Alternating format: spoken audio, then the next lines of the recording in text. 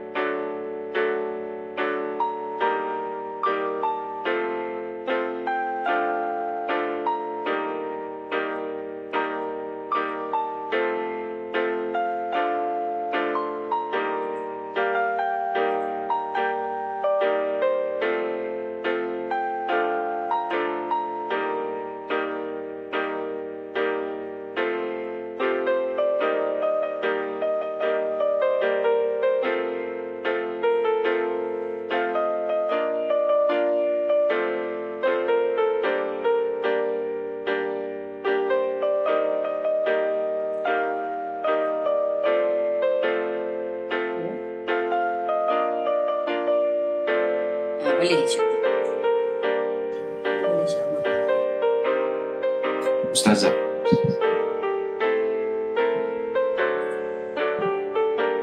Ustazah dah ready? Dah insyaAllah.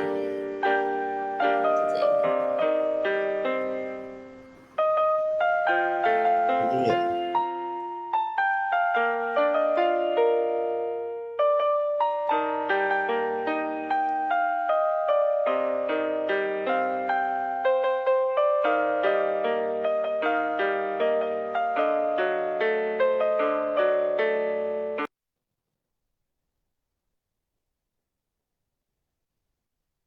Bismillahirrahmanirrahim. Assalamualaikum warahmatullahi wabarakatuh.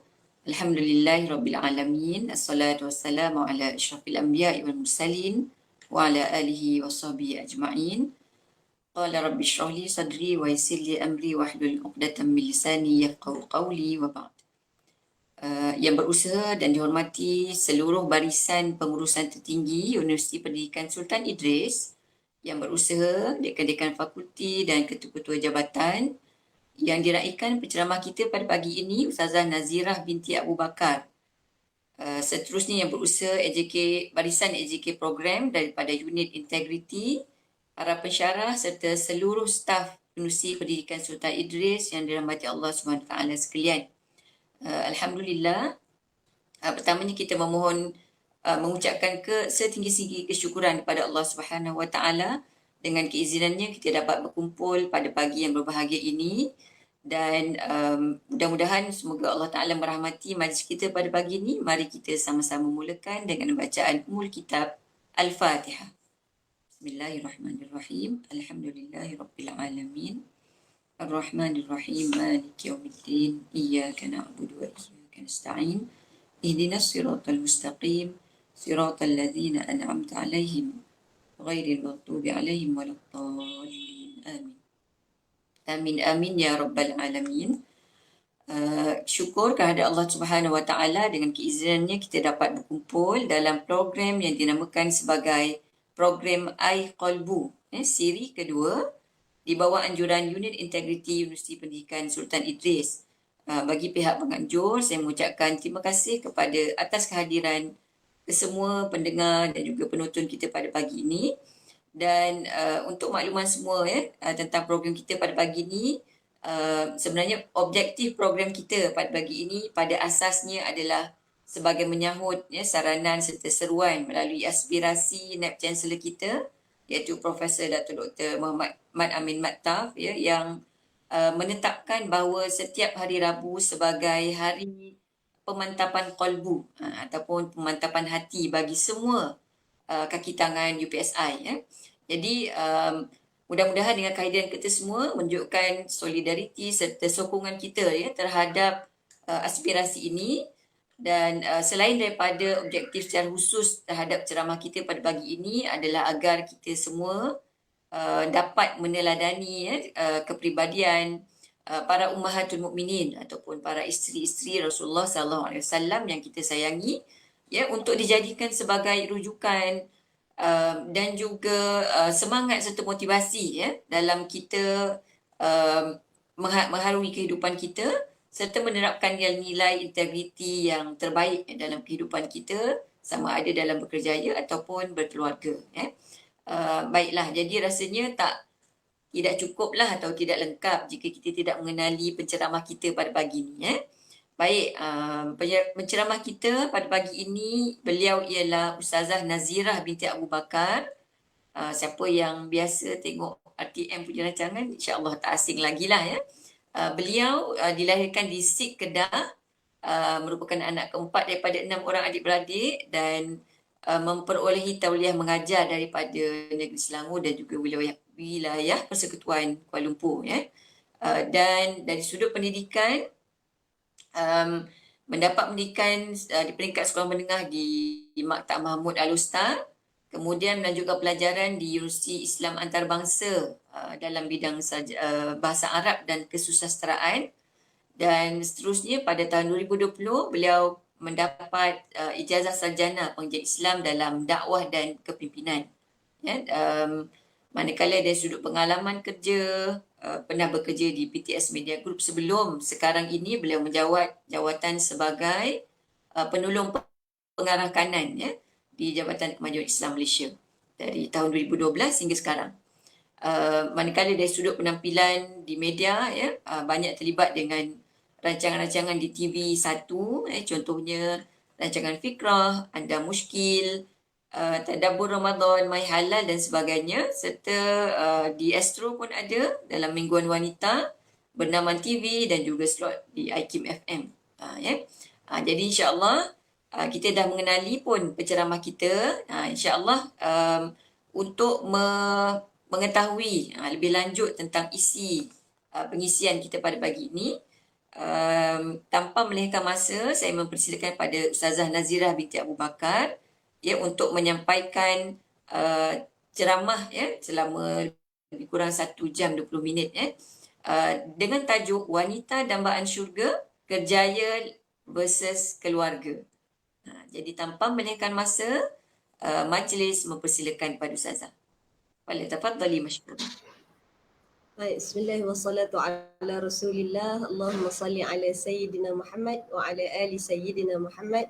Qala rabbi shrah li sadri wa yassir li amri wahlul 'uqdatam min lisani yafqahu qawli. Subhanaka la ilma lana illa ma 'allamtana innaka antal alimul hakim wa la hawla wa la quwwata illa billahil aliyyil azim. Amma ba'd. Assalamualaikum warahmatullahi wabarakatuh. Alhamdulillah, thumma alhamdulillah. Pertamanya terima kasih kepada guru saya rasa ni, Dr. Husna, Masya Allah. Patutnya Dr. Husna jadi panel hari ni, tuan-tuan puan.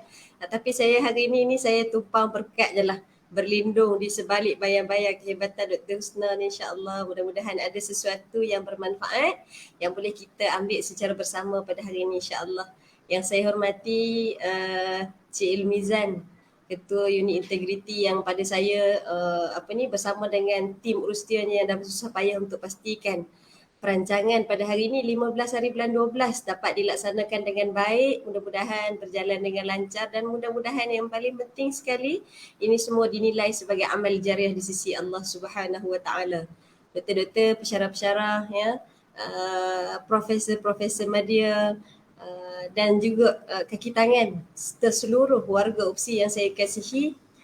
Bila saya sebut pasal UPSI ni, doktor, UPSI ni sangat dekat dengan hati saya. Orang muda-muda hari ni kata apa?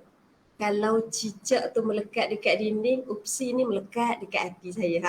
Tu nak kata hari ni kalau UPSI ni sangat dekat. Jadi saya pun bila dok sebut kalau dengan UPSI ni, dah habis belajar di UKM hari tu, UPSI ni antara yang dalam pemerhatian saya lah. InsyaAllah kalau ada rezeki nak sambung PhD di sana. Biiznillah, insyaAllah. Baik. Alhamdulillah, saya kira hari ni dalam program kita hari ni tak lain tak bukan tujuan kita nak cari sesuatu untuk kita isi dalam kolbu kita, dalam hati kita, insya-Allah. Mudah-mudahan hari Rabu ini berikan satu motivasi pada kita, berikan satu informasi baru kepada kita untuk kita jadi orang yang lebih baik lagi. Walaupun tajuk hari ni nampak macam kita nak fokus dekat orang perempuan kan. Saya pun awal-awal bila Cik Mizan bagi bagi taklimat tentang tajuk kita hari ni, saya rasa macam ni agak susah nak bercakap tentang perempuan saja, tetapi ada dalam kalangan penontonnya laki-laki. Sebab biasa kan doktor, bila orang laki-laki ni kita sebut cerita tentang orang perempuan ni, dia tak berapa berminat. Tapi ajaibnya UPSI boleh jadikan tajuk ni sebagai satu tajuk perbincangan pertama, antara tajuk perbincangan agenda dalam 2 siri. Kita sebut program ni, yang pertama ni sebagai antara agendanya. Mudah-mudahan kita doakan ikhtiar kita, inisiatif kita untuk lakukan program sebegini bukan saja beri manfaat kepada orang perempuan, tapi juga kepada orang laki-laki. Sebab hari ini insya-Allah saya akan kongsi dengan tuan-tuan perempuan. Saya ada buat sikit slide yang saya rasa mudah-mudahan bermanfaat lah, insya-Allah. Sekejap ya. Saya ada buat sikit slide nak cerita pada tuan-tuan perempuan tentang bila kita sebut wanita dambaan syurga, kenapa hari ini kita nak bincang tentang wanita? Kenapa hari ini kita nak sebut tentang satu makhluk Allah Ta'ala yang cukup unik kejadian dia? Sebab orang perempuan ni adalah satu makhluk yang paling sukar untuk difahami, kata sesetengah orang. Tapi betul ke perempuan ni sukar untuk difahami? Jadi insya-Allah saya akan kongsikan dengan tuan-tuan perempuan bagaimana Al-Quran beri panduan kepada kita supaya satu makhluk yang berada teguh di sisi satu orang laki-laki boleh bukan sekadar membantu suaminya untuk masuk syurga, tapi juga untuk kita cari keseimbangan dalam kerjaya juga keluarga di dunia ni juga, insya-Allah. Okey. Untuk saya tengok lama-lama gambar saya lagi ada yang jatuh hati. Okey, baik. Pertama, saya suka untuk sebut hari ni tuan-tuan puan, bila dibuat slot sebegini, Okey, bila dibuat slot sebegini, saya suka untuk ajak tuan-tuan puan di awalan ni. Walaupun kita tak boleh cakap, saya tak boleh dengar suara tuan-tuan puan, saya hanya boleh dengar suara Dr. Husna je. Saya nak untuk di awalan ni, kita bina dulu tujuan ataupun kita letakkan dulu apa benda yang kita nak daripada slot kita ni tuan puan. Sebab ramai orang bila dia join program ataupun dia join sesuatu aktiviti, ada orang tak tahu kenapa dia join. Maka awalan ni saya nak ajak tuan-tuan puan untuk kita tengok dulu. Kenapa tuan-tuan puan pagi ni klik button join, klik button play untuk duduk dalam slot yang dah pun diinisiatifkan oleh unit integriti. Ada orang bila dia join program kerana arahan. Okey, datang arahan daripada pejabat atasan supaya dia buat program, dia pun join. Ada orang dia join sebab minat, dia memang minat berjasa ilmu. Pantang ada program, dia mesti datang. Ada orang dia minat. Dan ada orang nak isi masa lapang, akhir tahun dah selesai dah semua program, kerja pun dah tak ada. Dia bukan duduk dalam bidang kewangan yang sibuk nak tutup akaun dan sebagainya, jadi dia isi masa lapang. Ada orang sebegini. Dan ada orang join program kita pagi ni sebab duk cari modal nak isi status di social media. Ada orang macam tu tuan-tuan. Dan ada orang dia masih mencari tujuan. Tak tahulah kenapa saya join program ni. Mungkin sebab dia best friend Dr. Husna, contoh. Jadi kawan-kawan bagi support. Kan, untuk support Dr. Husna. Boleh jadi. Ada orang dia join program ni sebab apa? Dia nak cari ini kawan-kawan yang dia boleh buat networking. Tengok orang ni dia datang program sama dengan aku, selalu datang sama. Jadi dia nak cari kawan yang sama dengan dia yang suka join program-program macam ni. Maka saya suka untuk sebut di awalan ni, atas apa pun tujuan tuan-tuan perempuan join pagi ni, mungkin ada yang nak cari macam mana. Contoh kalau laki-laki, saya akan kongsi. Lebih kurang 12 tahun saya buat runding cara keluarga. Ya, kita buat kaunseling kepada pasangan-pasangan yang nak bercerai, masalah yang macam-macam ni tuan-tuan puan. Macam mana kita nak mengenali orang perempuan dan bagaimana kita nak berkomunikasi dengan dua jantina yang berbeza. Sebab laki-laki dengan perempuan, Allah Ta'ala tak jadikan mereka dengan satu cara fikir yang sama. Sebab tu kalau kita tengok, research yang dilakukan oleh researcher perempuan, dia tak sama dengan researcher laki-laki. Sebab cara fikir yang berbeza. Sebab tu kalau tuan-tuan puan rajin, kan, pergilah dekat thesis.my ke, kan, dekat Google Scholar ke. Tajuk-tajuk dengan bahan kajian yang dibuat oleh orang perempuan takkan sama dengan orang laki-laki.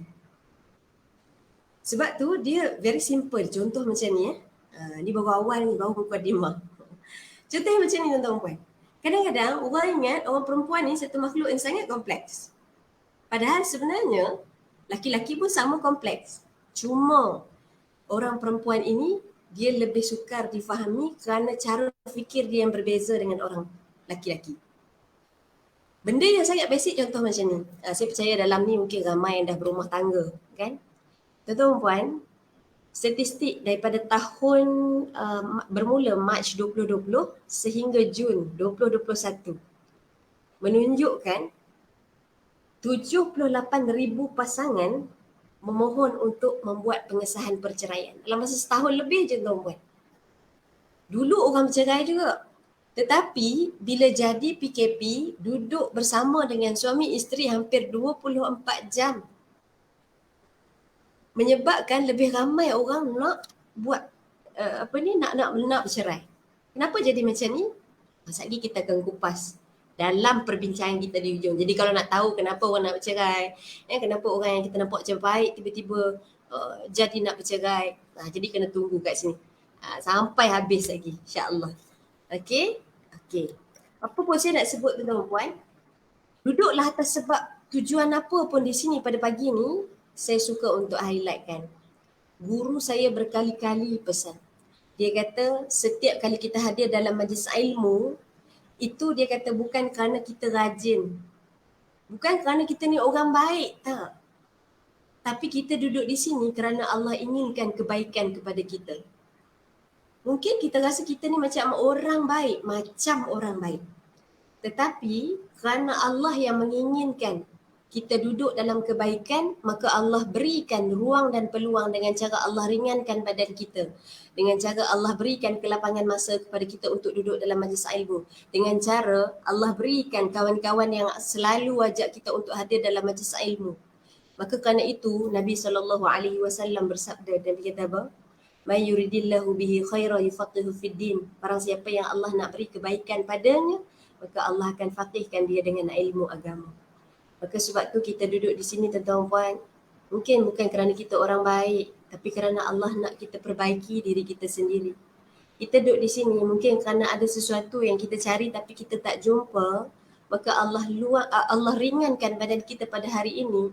Allah buka ruang dan peluang untuk kita cari sesuatu, untuk kita temukan jawapan pada persoalan yang selama ni kita tak jumpa. Maka di awalan ni saya nak ajak tuan-tuan puan untuk sama-sama kita terjedikkan niat, untuk kita perbaharui niat kita tuan-tuan puan. Yang kita duduklah dalam majlis ilmu yang mana pun, kita doakan mudah-mudahan ini akan jadi tukaran yang berkat yang nanti depan Allah Subhanahu Wa Taala kita boleh sebut dengan Allah tuan-tuan puan. Ya Allah, waktu kau rezekikan aku masa yang panjang, aku luangkan masa untukmu. Bila kau berikan aku kesihatan yang baik, aku hadir dalam majlis-majlis ilmu yang mudah-mudahan ya anak kita yang sakit Allah berikan kesembuhan, kita yang bermasalah dengan pasangan kita Allah berikan jalan keluarnya, yang sedang sakit Allah berikan kesembuhan. Kerana apa?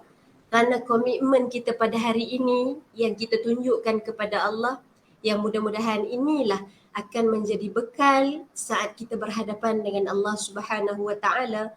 Hari yang sangat digeruni disebut dalam Al-Quran, "Al-yawma nakhtimu ala afwahihim wa tukallimuna aydihim wa tashhadu arjuluhum bima kanu yaksibun." Quran sebut jelas tuan-tuan puan-puan. Setiap minggu pusat Islam akan buat bacaan Yasin. Dalam surah Yasin Allah beri pesan pada kita yang jarang-jarang kita perhatikan apa yang ada dalam Quran. Allah sebut kita akan sampai pada satu hari yang mulut akan dikunci. Yang akan jadi tukang jawab siapa tuan-tuan puan? Tangan. Kalaulah pernah waktu atas dunia dulu, waktu dia sibuk dengan kerja dia luangkan masa tangan dia klik button join. Kalaulah dulu dia sangat sibuk dengan keluarga tapi ada masa tangan dia tuan-tuan puan mencatatkan nota-nota dalam majlis ilmu. Maka tangan inilah yang akan berbicara di depan Allah, menjadi saksi apa yang telah kita kerjakan, dan kaki akan tukang tolong tambah pada apa yang telah kita buat. Ya, maka sebab tu kita harapkan ya duduk kita sekejap pada pagi ini, ya mudah-mudahan Allah berikan limpahkan keberkatan masuk ke dalam keluarga kita insya-Allah. Ya, anak-anak yang kita tinggalkan di rumah dengan kita tak tahu tuan-tuan puan entah apa akan jadi pada anak-anak kita yang kita hantarkan ke sekolah, dah masuk asrama anak-anak kita. Hari ni kita tengok ada yang dibuli dan sebagainya. Kita tak tahu siapa nak jaga mereka ni tuan-tuan puan. Maka inilah ruang untuk kita berjual beli dengan Allah. Kita luangkan masa untuk Allah. Mudah-mudahan ya Allah bantu kita jaga anak-anak kita tuan-tuan puan. Allah bantu kita jaga pasangan kita. Mudah-mudahan ya ini semua kebaikan yang kita buat tak lain tak bukan Quran sebut jelas. Faman ya'mal mithqala dzarratin khairan yarah. Siapa yang buat amal walau sebesar zarah, kebaikannya itu akan kembali pada dirinya sendiri. Maka insya-Allah kita doakan duduk sekejap tuan-tuan puan pada pagi ni, baik laki-laki ataupun perempuan, walaupun tajuk kita nampak macam nak membincangkan tentang orang perempuan saja, tak. Mudah-mudahan duduk kita sekejap pagi ni, ya Allah limpahkan keberkatan dapat kepada semua, laki-laki ataupun perempuan insya-Allah. Baik, kita buat program ni ataupun slot pagi ni tuan-tuan puan nak membicarakan tentang wanita dambaan syurga, nak membina keseimbangan antara kerjaya dan juga keluarga. Harapan kita mudah-mudahan hari ni tumbuh kepekaan hati dan jiwa sosial. Kita tahu nak seimbangkan dunia dan juga akhirat. Kita nak supaya wanita-wanita dan laki-laki yang ada bersama dengan kita hari ni peka bila nak berdepan dengan pasangan yang berlainan jantina, bila kita nak berdepan dengan klien kita, dengan pelajar kita, dengan rakan sekerja kita yang berbeza jantina, maka bagaimana kita nak tumbuhkan kepekaan dan juga kita sebut apa? Kita alert kepada apa yang ada di sekeliling kita tuan-tuan. Kemudian yang kedua, terlebih lagi kita nak mempersiapkan wanita-wanita kita untuk peranan kepimpinan dan juga multitasking. Dan yang akhir sekali, mempersiapkan wanita untuk keseimbangan kerja dan rumah tangga. Mungkin isteri tuan-tuan tidak bekerja di UPSI untuk pagi ni dengan slot kita pagi ni. Maka hari ini kita bukan sekadar nak persiapkan wanita sahaja, tapi laki-laki yang ada dengan kita hari ini kena bantu wanita yang ada di sisi tuan-tuan untuk jadi orang yang multitasking, yang boleh balance antara kerjaya dan rumah tangga walaupun dia hanyalah seorang suri rumah. Baik, bila kita sebut tentang perempuan, satu makhluk yang sangat unik, saya suka untuk kongsi dengan tuan-tuan puan ada beberapa perkara yang disebutkan dalam sejarah tentang wanita. Di Itali tahun 1500 Masihi, dia ada satu dewan khusus. Dia kata apa? Wanita ni tak ada jiwa. Betul ke wanita ni tak ada jiwa tuan-tuan? Sebab apa? Kalau dia sakitkan hati orang, ni tak boleh kata apa dah tentang orang perempuan. Sebab tu kalau orang perempuan ni, ada orang kata seperti mana dia sakit hati, seperti itu jugalah dia akan buat orang sakit hati juga. Betul ke pernyataan macam ni? Sekejap lagi kita semak. Kemudian di Yunani, satu ahli falsafah dan juga ilmu pengetahuan yang saya rasa masyhur tuan-tuan puan mesti kenal. Aristotle sebut apa? Dia kata wanita adalah makhluk yang lebih rendah dari laki-laki. Orang yang hebat-hebat tuan-tuan puan. Tetapi dari sudut kita sebut menghargai wanita, kelompok ini dia merendahkan wanita berbanding laki-laki. Sama juga Socrates pun kata, wanita adalah sumber besar dari kekacauan dan perpecahan dunia. Dengar sekali macam betul juga kan? Banyak tamadun-tamadun yang kita kata hari ini bila dibicarakan punca keruntuhan dan sebagainya, ada faktor wanita dalam keruntuhan tersebut. Tetapi agama tidak mendiskriminasikan wanita. Maka sekejap lagi kita akan tengok bagaimana Al-Quran tunjukkan kepada kita tuan-puan, Islam sangatlah memuliakan wanita, duduklah di posisi yang mana pun akan ada hak yang adil antara lelaki dan juga perempuan. Ini kita tengok sikit. Sekadar nak tunjuk kepada tuan-tuan puan saja. Sebab kadang-kadang kita ni tuan-puan, kita hidup, kita sibuk dengan kerja kita sibuk dengan keluarga kita sampai kita tak perasan apa yang jadi di keliling kita tuan-puan. Hari ini disebutkan anggaran penduduk semasa Malaysia, ni last yang dikeluarkan oleh Jabatan Perangkaan DOSEM. Jabatan Perangkaan Malaysia ni, warga negara Malaysia sekarang ni ada lebih kurang 29.7 juta. Maka daripada kita sebut apa, jumlah penduduk semasa ni, laki-laki dengan perempuan, laki-lakinya lebih ramai.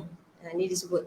Bagi tiap-tiap 106 laki-laki, ada lebih kurang 100 orang perempuan. Jadi kalau selama ni orang duk kata perempuan ramai, Jabatan Perangkaan kata laki lebih ramai sebenarnya. Maka bila berlaku lebih ramai orang laki-laki dengan berbanding dengan perempuan, ni dia ada implikasi dari sudut membuat keputusan dan sebagainya. Okey, ni saya share sikit je lagi lah. Kalau tengok laki-laki dengan perempuan ni tuan-tuan puan, ni sebut kalau lebih umur daripada 60 tahun ni, kalau orang laki-laki dengan orang perempuan ni tak jauh beza lah. Okey, ni. Bila orang sebut tentang, kita sebut wanita dambaan syurga, sudah tentu orang sebut wanita yang hebat. Saya rasa mungkin nama-nama ni agak janggal pada pendengaran kita. Bila disebut satu kajian dibuat oleh Forbes, dia kata ada ramai wanita-wanita yang powerful. Tapi saya letak kat sini yang 5 yang utama yang disenaraikan. Ni kalau tuan-tuan perempuan kenal lah. Angela Merkel, nombor 2 Christine, yang ketiga Kamala. Ni kalau sebut nama-namanya ni, agak-agak tuan-tuan perempuan kita kenal siapa-siapa ni? Tak kenal Ustazah, kami hanya kenal Sayyidatina Khadijah. Ni ahli syurga. Ustazah, kami tak kenal semua-semua tu. Kami kenal Dr. Husna je contoh. Ni lagi luar biasa, tak kenal orang lain, dia kenal orang mesti dia saja. Kan? Okey, ni dia sebut orang-orang yang sangat powerful. Sebab apa? Power dari sudut politik, power dari sudut membuat dasar, power dari sudut membuat keputusan-keputusan yang kalau di negara mereka, mereka ini sangatlah dikenali. Di sebalik, kita kata apa, latar belakang mereka ni, kalau tuan-tuan perempuan buat kajian, kenapa boleh berdiri tegak perempuan-perempuan yang sebegini? Adakah kerana mereka tak kahwin? Adakah kerana mereka ada satu laki-laki yang hebat menjadi tulang belakang? Kan selalu orang laki-laki kata di sebalik seorang lelaki yang hebat ni ada perempuan yang luar biasa. Tu. Biasanya orang sebut macam tu. Maka adakah di sebalik perempuan-perempuan ini ada satu laki-laki yang luar biasa? Tak juga. Ada yang tidak bersuami. Ada yang menjadi ibu tunggal. Maka bagaimana yang tidak bersuami dan menjadi ibu tunggal ini boleh menjadi most powerful woman? Ini jadi satu persoalan. Dan ini akan ada kaitan dengan apa yang kita bincang sekejap lagi. Kalau di Malaysia, ini antara orang-orang yang disenaraikan. Saya ingat kalau di Malaysia ni tuan-tuan puan kenal belaka lah kot kan. Kalau daripada 10 ni saya ingat mungkin 6 tuan-tuan puan kenal lah kot. Ataupun ada yang kenal semua. Ni kenal belaka saya rasa insya-Allah ni kan. Ke tak kenal? Okey. Saya nak sebut sikit selesai. Ni kalau yang ni dalam pelbagai bidang lah. Ada yang dalam politiknya, ada yang dalam industri seninya, ada yang dalam bidang sukan, ada yang dalam bidang perniagaan, ada yang dalam bidang perubatan, semua ada ni. Dan dikenali kerana apa? Masyhurnya mereka pada pandangan orang. Maka hari ini saya nak ajak tuan-tuan puan ya, untuk kita tengok bagaimana Al-Quran ajar pada kita tuan puan wanita yang berintegriti yang akhirnya dia boleh hasilkan keturunan yang baik-baik dan persekitaran yang baik-baik. Sebelum kita pergi lebih lanjut tentang yang tu, saya nak cerita dulu dengan tuan-tuan puan bagaimana Allah Ta'ala dalam Al-Quran bila Allah nak sampaikan satu message, Allah Ta'ala akan gunakan wording yang sangat spesifik. Wording yang sangat spesifik bagaimana? Sebab tu tuan-tuan, subhanallah. Benarlah apa yang Nabi sebut. Nabi kata, taraktu fikum amrain lan tadillu in tamassaktum bihima. Aku tinggalkan kepada kamu dua perkara yang kalau kamu berpegang dengan dua perkara ini, kamu takkan sesat. Tengok. Kalau dalam bahasa Arab, wording yang Nabi guna adalah lan. Lan ni tuan-tuan, kalau saya boleh sebut sikit, kalau doktor-doktor yang dalam bidang bahasa Arab ni saya ingat lebih mahir lah kot. Dr. Husna mungkin lebih arif. Saya minta tunjuk ajar Dr. Husna ya. Kalau kita sebut perkataan lan dalam bahasa Arab ni tuan-tuan, tidak. Ada banyak perkataan yang digunakan untuk menyampaikan makna tidak. Tuan-tuan mesti pernah dengar perkataan la kan? Tidak. La yukallifullahu nafsan illa wus'aha masalahnya. Tidak. Kemudian ada perkataan lam. Ada perkataan nafi bermakna tidak juga digunakan kalimah ma. Tetapi wording yang Nabi nak guna, kalau kita pegang dengan dua perkara ini, kamu takkan sesat. Wording yang Nabi guna ada perkataan lan. Lan ni tuan-tuan, makna dia lil abad. Selama-lamanya kalau anda berpegang dengan dua perkara ini, kata Nabi SAW, kita takkan sesat sampai bila-bila. Iaitulah Al-Quran dan juga sunnah. Dan hari ini sangatlah menyedihkan. Kenapa tuan-tuan puan ya, jadi kita sebut kita rasa kita jauh daripada Allah. Kita rasa kita kehidupan keluarga kita ini hanya sekadar kita pergi kerja, pergi cari makan, balik, suapkan ke mulut anak, malam tidur, esok bekerja balik. Sebab apa? Sebab hari ini kita jauh daripada Al-Quran, kita jauh daripada sunnah Nabi SAW. Kita tak payah tengok jauh tuan-tuan puan. Dalam rumah kita je. Saya percaya rumah orang Muslim, orang Islam di Malaysia ni ada lebih daripada 3 Al-Quran dalam rumah masing-masing. Even rumah kita sendiri pun tuan-tuan. Kadang-kadang Quran lebih banyak daripada penghuni rumah. Quran yang banyak tetapi jarang disentuh. Kadang-kadang ada yang disentuh tetapi jarang-jarang ditadaburkan apa isi yang ada di dalam dia. Maka sebab tu hari ni tuan-tuan puan, Allah pilih tuan-tuan puan untuk duduk di sini sekejap untuk kita tadaburkan.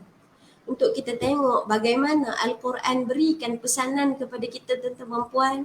Apa yang Allah Ta'ala nak titipkan kepada kita seorang hamba untuk kita jadi orang yang lebih baik lagi. Sebab tu kata satu cendekiawan Islam namanya Luqman Al-Hakim, jika engkau ingin berbicara dengan Allah, maka dirikanlah solat. Bila kita rasa sedih, tak tentu arah tuan-tuan puan, duduk tak duduk, tiba-tiba sedih. Itu kan orang perempuan kan? Duduk tak duduk sedih. Duduk sedih-sedih, tiba-tiba datang pula rasa teringat nostalgia lucu-lucu zaman-zaman dulu-dulu tu. Daripada sedih, dia boleh twist jadi seronok. Orang perempuan kan? Duduk senyap dalam atas kursi kat rumah sampai sampai suami dia pun heran. Kenapa senyap pula bini aku ni? Ditegur salah, tak tegur pun salah. Akhirnya suamilah yang bersalah. Kan? Maka kalaulah kita rasa macam susah hati sangat, tak tahu nak buat macam mana tuan-tuan puan, Luqman Al-Hakim kata apa? Dirikanlah solat untuk kita berbicara dengan Allah Subhanahu Wa Taala. Hari ni solat kita di mana tuan-tuan puan? Kita sibuk dengan kerja kita. Hingga terkadang solat kita berada di penghujung waktu. Kita banyak memberikan lebihan masa. Daripada pukul 1 sampai pukul 4 waktu zuhur. Kita bagi yang lebih sikit je tu. Yang penghujung je untuk Allah. Maka jangan ditanya kenapa dalam hidup kita ni kita banyak dapat yang lebih kurang daripada Allah Subhanahu Wa Taala. Sebab apa? Sebab kita yang terlebih dahulu berlebih kurang dengan Allah Subhanahu Wa Taala. Tu baru sebut sibuk dengan kerja. Belum lagi sibuk dengan anak-anak tuan-tuan puan.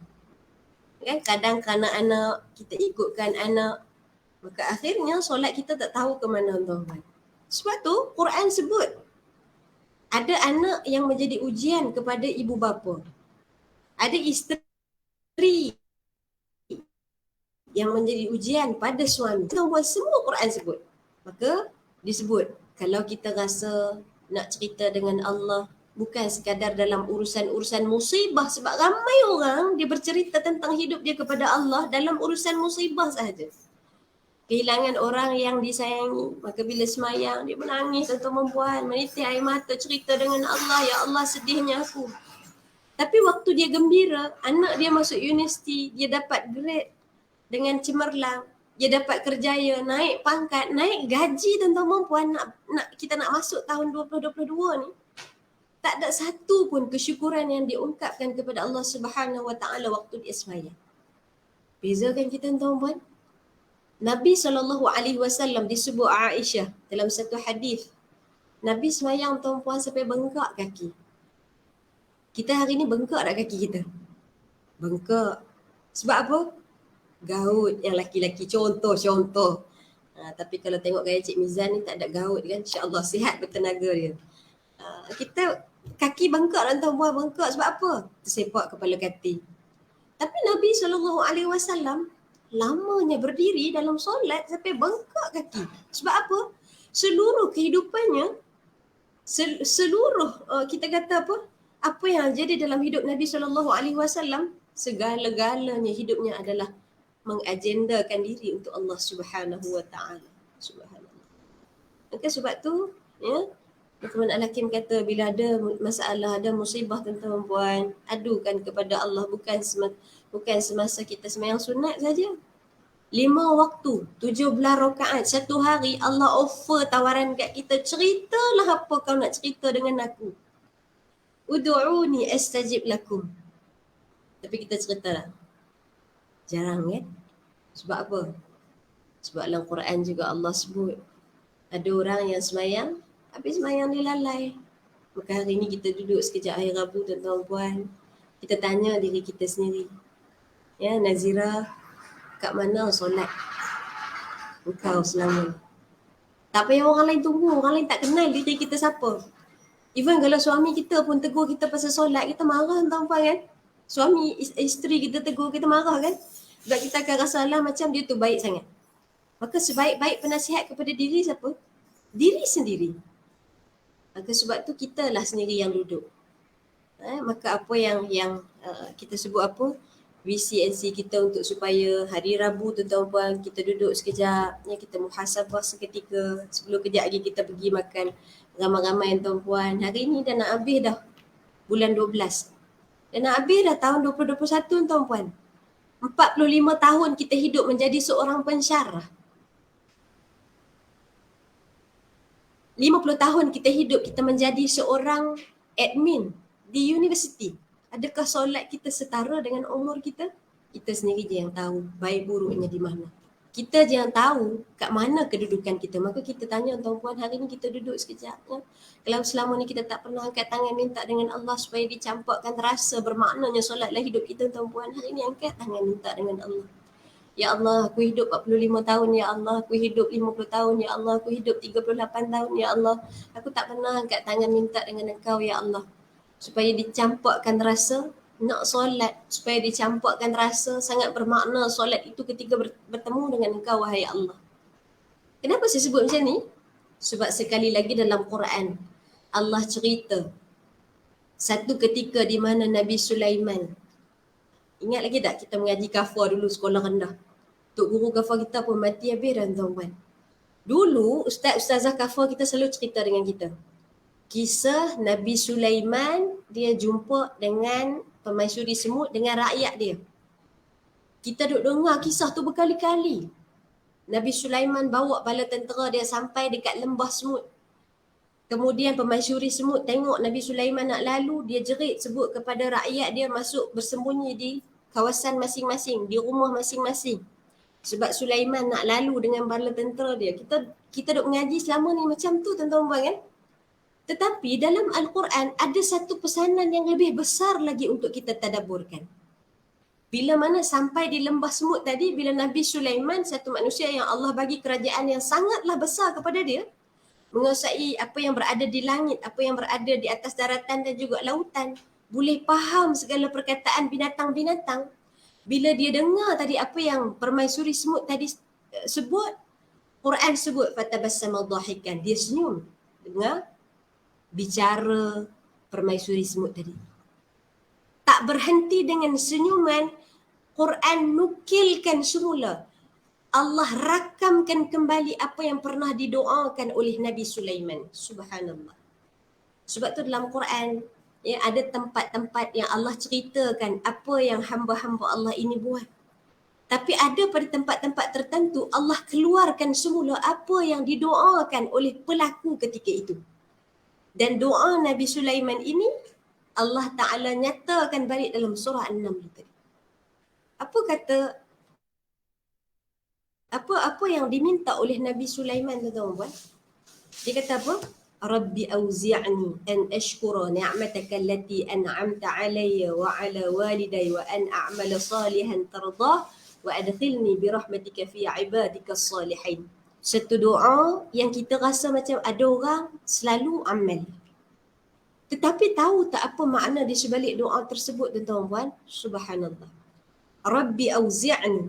Auzi'ni ni makna dia alhimni. Ya Allah, berilah ilham kepadaku. Ya Allah, tambahkanlah rasa dalam jiwaku untuk jadi hamba-Mu yang bersyukur. Dia tak minta supaya jadi hamba yang bersyukur direct, tapi dia minta dengan Allah supaya dicampakkan rasa nak jadi orang yang bersyukur. Sebab hari ni tuan-tuan, ramai orang tahu tetapi tak mahu buat. Dia tahu kena baca Quran tapi tak terasa mahu nak baca Quran. Dia tahu kena hadir majlis ilmu kerana ada banyaknya pahala, tapi badan tak terasa mahu nak buat. Sebab ini rezeki daripada Allah bila dicampakkan rasa mahu dalam hidup dia. Sebab tu kita tengok tuan-tuan puan, ya, ada orang dia tak jadi ustaz, tak jadi ustazah. Dia hanya jadi satu orang cleaner biasa tuan-tuan puan. Kerja dia hari-hari mop lantai. Kerja dia hari-hari basuh tandas tuan-tuan puan. Bukan kerja yang kita kata pegang pen selesa dalam bilik yang aircon macam kita, tapi solat dia boleh awal waktu berbanding dengan kita tuan-tuan puan. Sebab apa? Sebab dia ada rasa mahu, dicampakkan, direzekikan rasa mahu dalam diri dia untuk solat di awal waktu. Kita duduk di mana tuan-tuan? Terlebih lagi kita yang bekerja di universiti, satu pusat pendidikan yang kita kata apa, orang bijak pandai duduk di universiti. Adakah kita termasuk dalam kategori orang yang direzekikan? Kalau tak dapat lagi tuan-tuan puan, angkat tangan minta dengan Allah. Ya Allah, dalam hidup kami ni ya Allah, kami jarang-jarang dapat rasa mahu solat di awal waktu ya Allah. Ya Allah, dalam hidup kami ni ya Allah, jarang-jarang kami rasa solat ni sangat bermakna dalam hidup kami ya Allah. Bantulah supaya kami rasa sangat bererti bila mana berlaku pertemuan dengan Engkau wahai Allah. Minta tuan-tuan puan. Sebab apa? Rugi orang yang waktu diberikan kesempatan dia tak minta dengan Allah. Dan Allah Ta'ala subhanallah disebut berulang-ulang kali dalam Al-Quran, innallaha huwas sami'ul alim, innallaha sami'un basir. Allah Maha mendengar, Allah Maha mengetahui, Allah Maha melihat tuan-tuan puan. Yang kita susah payah keluar pagi balik petang nak cari rezeki beri makan kepada anak, Allah Maha melihat. Jadi yang kita keluarkan tenaga kita untuk ahli keluarga kita ni tuan-tuan puan, baik laki-laki ataupun perempuan. Yang laki-laki nak cari nafkah untuk anak isteri, yang perempuan nak bantu suami untuk stabilkan ekonomi keluarga, minta tukaran dengan Allah. Ya Allah, ikhlas kami bekerja kerana Engkau ya Allah. Bantulah kami supaya solat kami lebih bermakna dalam hidup kami ya Allah. Minta dengan Allah tuan-tuan puan. Sebab tu kalau kita tengok cara orang soleh, ya, bila dia dalam hidup mereka segala-galanya diletakkan Allah di depan. Kerja kenapa? Kerana Allah. Ya, keluar kita sebut apa susah payah begini membesarkan anak kerana apa? Kerana Allah. Kita hari ni kerana apa tuan-tuan? Adakah kerana gaji semata-mata? Mungkin kita kena duduk, kita tengok balik. Kenapa kita duduk di sini? Kenapa kita jadi macam ni hari ni tuan-tuan? Okey? Baik, balik kepada perbincangan kita tentang bagaimana kita sebut wanita dambaan syurga.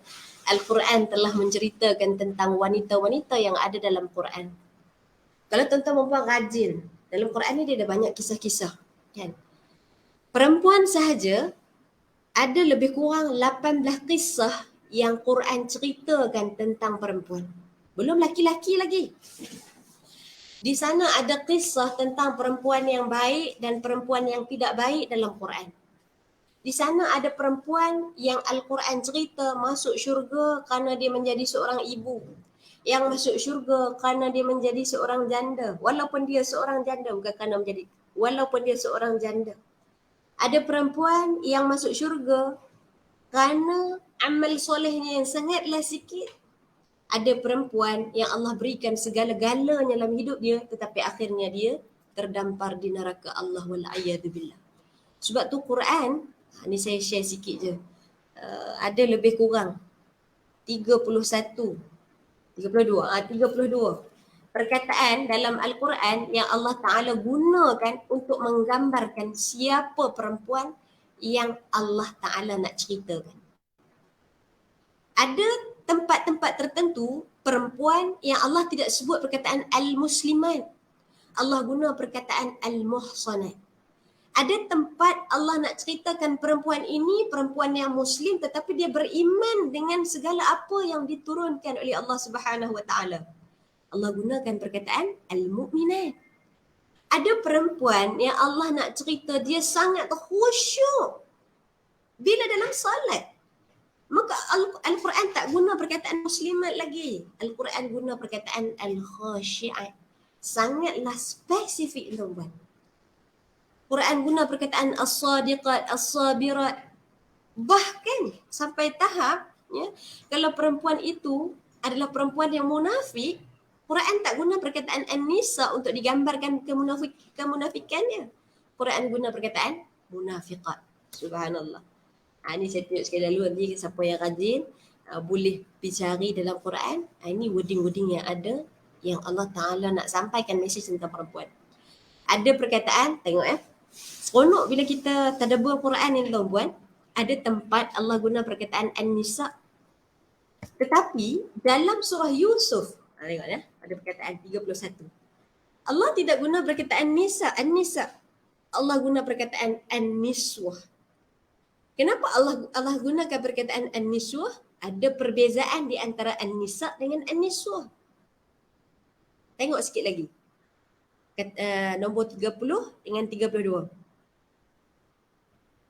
Ada tempat Allah cerita tentang perkataan al-um. Ada tempat Allah nak ceritakan ada perempuan yang dia menyusukan anak. Disebut al-maradi'.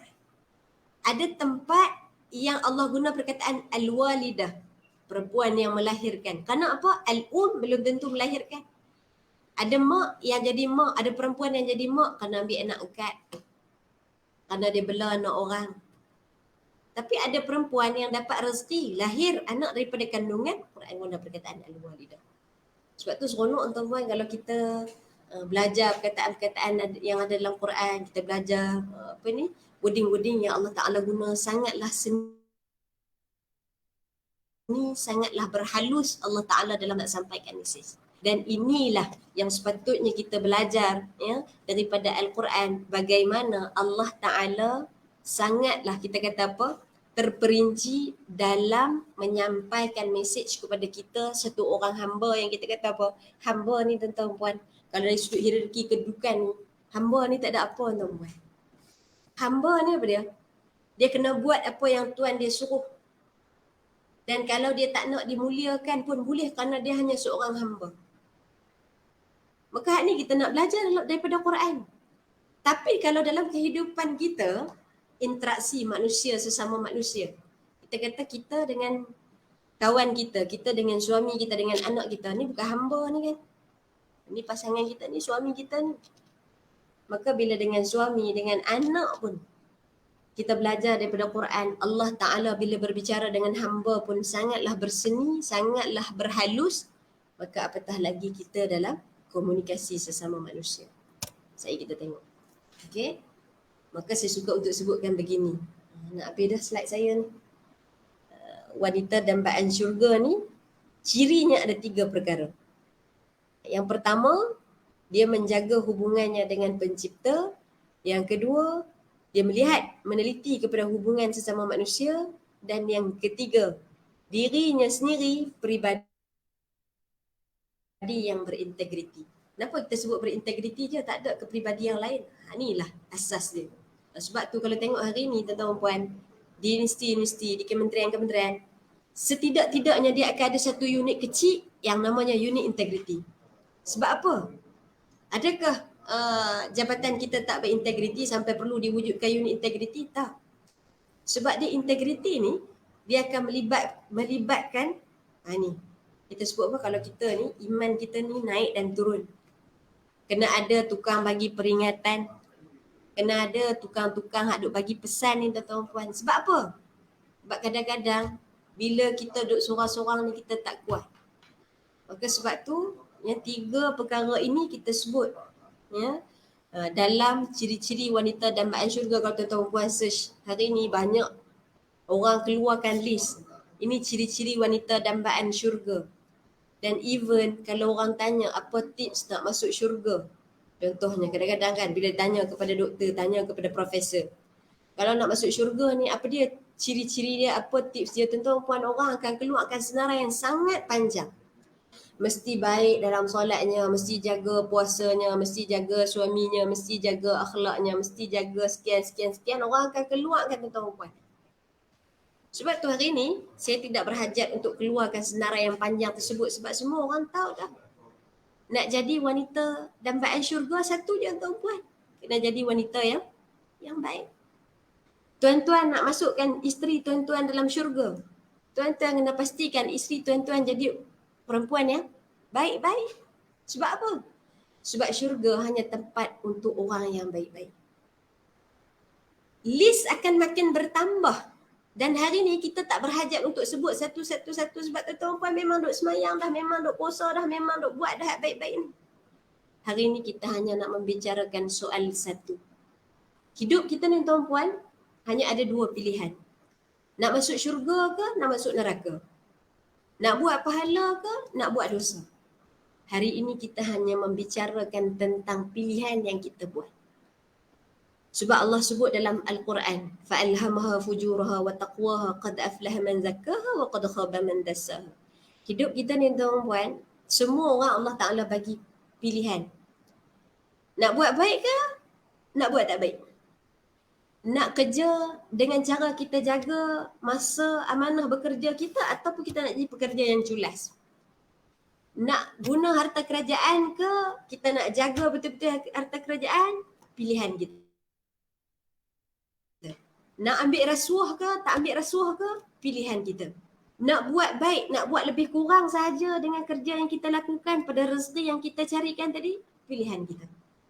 Maka hari ni kita sedang berbicara tentang pilihan yang kita buat. Sebab apa? Sebab pilihan ini Quran sebut jelas Allah bagi ilham yang pilih siapa? Manusia. Qad aflah man zakkaha wa qad khaba man dassaha. Kalau kita pilih hak baik, kan? Kawan kita duk ajak, jomlah pergi ngeteh. Contoh, yang kita orang kerajaan standard gitulah. Orang kata waktu kerja pun dia tak ada, waktu tak kerja pun tak ada. Tu standard orang selalu kata kat kita kan. Padahal saya bukan semua orang macam tu. It's all about choice yang kita buat. You choose kan, kita yang pilih. Maka sebab tu kalau ada orang nak ajak kita berpegang dengan qad aflah, untung orang yang pilih. Macam hari ni, unit integrity buatlah hebahan macam mana pun, it's you yang memilih. Kita yang pilih tuan-puan, qad aflah. Sebab apa Quran sebut qad aflah? Dan jangan lupa Quran juga bagi peringatan, wa qad khaba man dassaha. Rugi orang pilih jalan sebaliknya. Ustazah, ada juga orang yang ambil jalan di tengah-tengah. Ikut suka kami lah Ustazah. Hubur masing-masing. Kalau saya kena kalau saya kena balun. Orang dah sebut balun. Kalau saya kena pukul pun, Ustazah tak terlibat. Ada orang tuan-tuan sebut macam tu. Dia duk ingat kena tibai malaikat tu sama macam tibai dunia gemaknya. Maka kita sebut begini. Ada tak Quran bagi panduan kalau orang yang nak cakap macam tu? Ada tuan-tuan. Kita tak mau jaga integriti, kita tak mau amanah dalam kerja kita, kita tak mau amanah dengan keluarga kita, kita nak buat lebih kurang, silakan tuan-tuan. Quran kata yang pertama, tamatta' bi kufrika qalila. Seronok-seronoklah atas dunia ni saja. Nak dibandingkan dengan waktu di akhirat nanti. Tamatta' bi kufrika qalila. Dan yang kedua, jelas Allah sebut dalam surah Al-Jasiyah. Allah kata apa?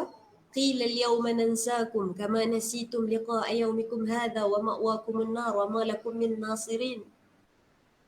Sampai satu hari nanti kalau hari ni kita berlebih kurang dengan kerja kita, kita berlebih kurang dengan keluarga kita, kita berlebih kurang dengan manusia, sesama manusia dan tuan-puan, silakan. Orang nak tegur kita buat tak peduli, kita buat keras, silakan tuan-puan. Tapi jangan lupa Quran sebut akan dikatakan di hadapan kamu sampai pada satu ketika nanti qila al-yawma nansakum. Hari ni kami tak nak dengar dah rintihan kau. Hari ni kami tak nak dengar dah rayuan kau. Mintalah dengan Allah untuk kembali ke dunia untuk buat amal soleh, kami takkan peduli. Mintalah dengan Allah Subhanahu wa taala supaya dibalikkan ke dunia walaupun sekejap. Laula akhartani ila ajalin qarib. Kami nak buat amal soleh balik ya Allah. Kami takkan dengar. Inna absarna wa sami'na farji'na na'mal salihan. Ya Allah, telinga kami dah dengar, mata kami dah lihat siksaan-siksaan orang yang berada dalam neraka ya Allah. Balikkanlah kami ke muka bumi ya Allah untuk kami buat amal soleh. Kami takkan pedulikan. Kama nasitum liqa'a yawmikum hadha, seperti mana engkau pernah melupakan akan ada pertemuan pada hari ini.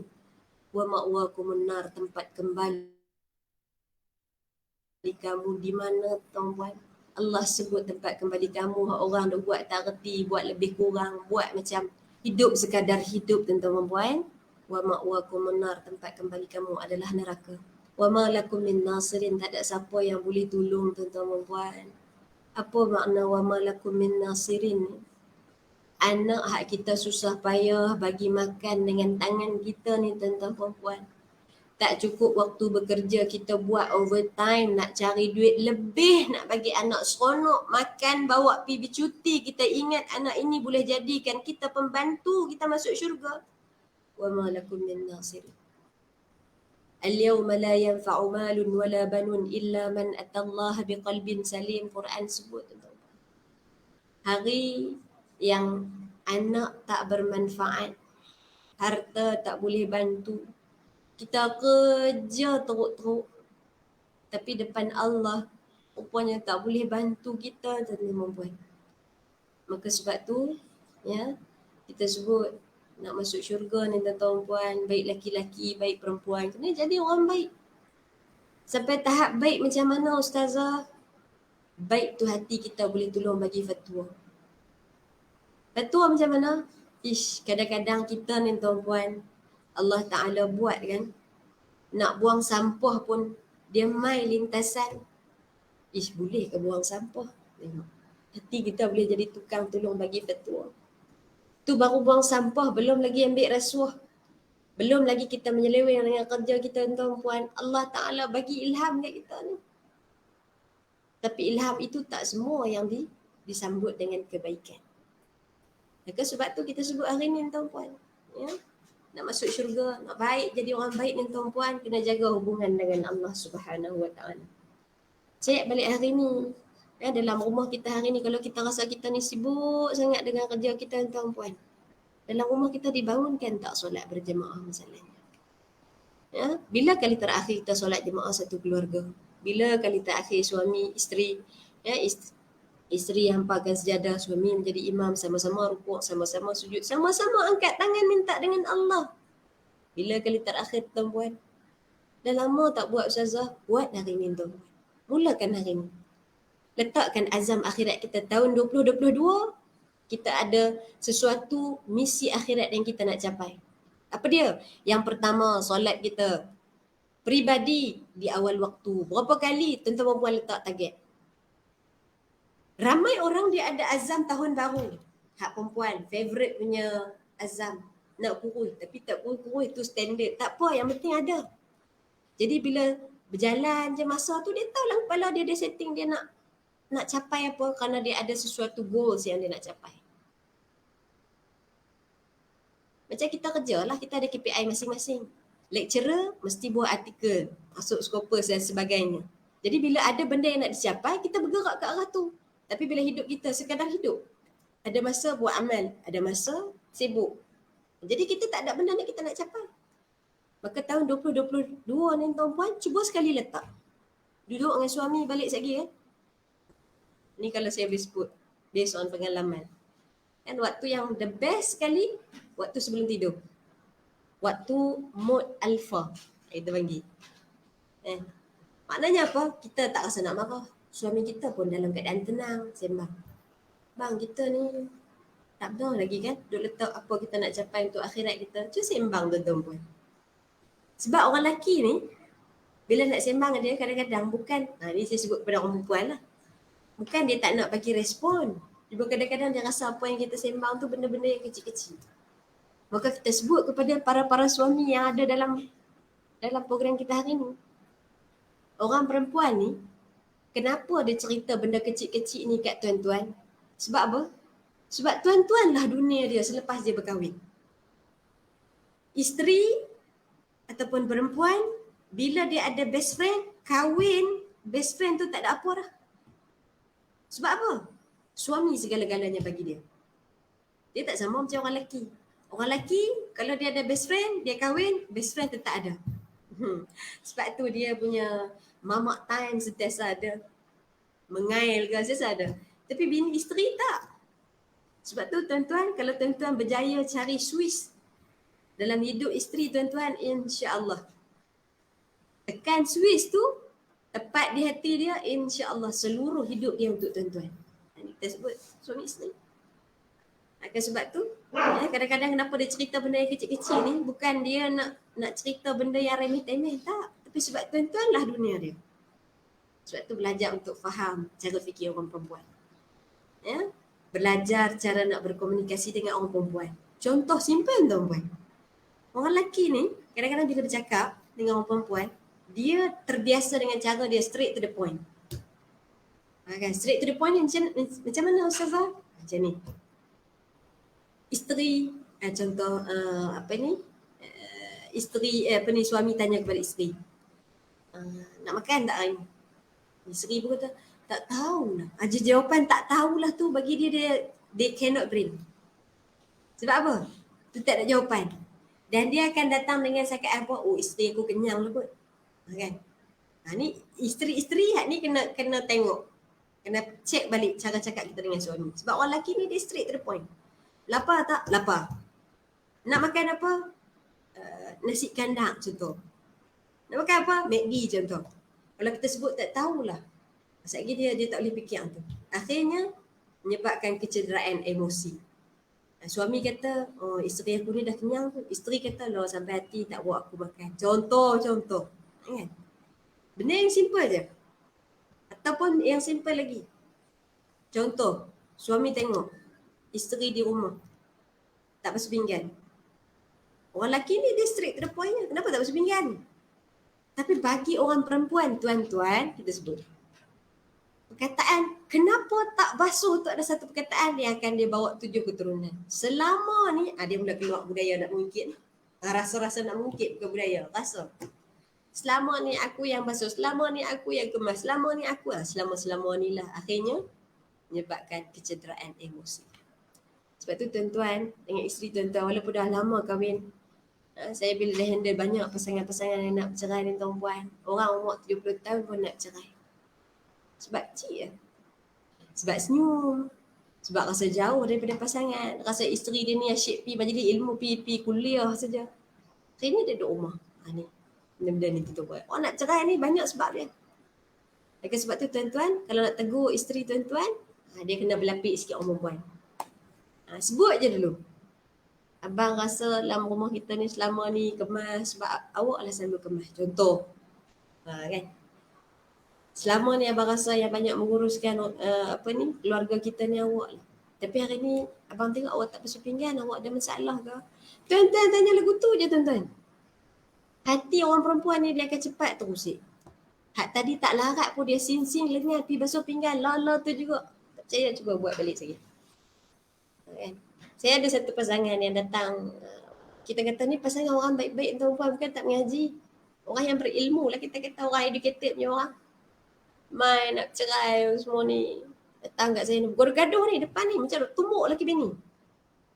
Bila kita tanya, kenapa nak bercerai? Kan?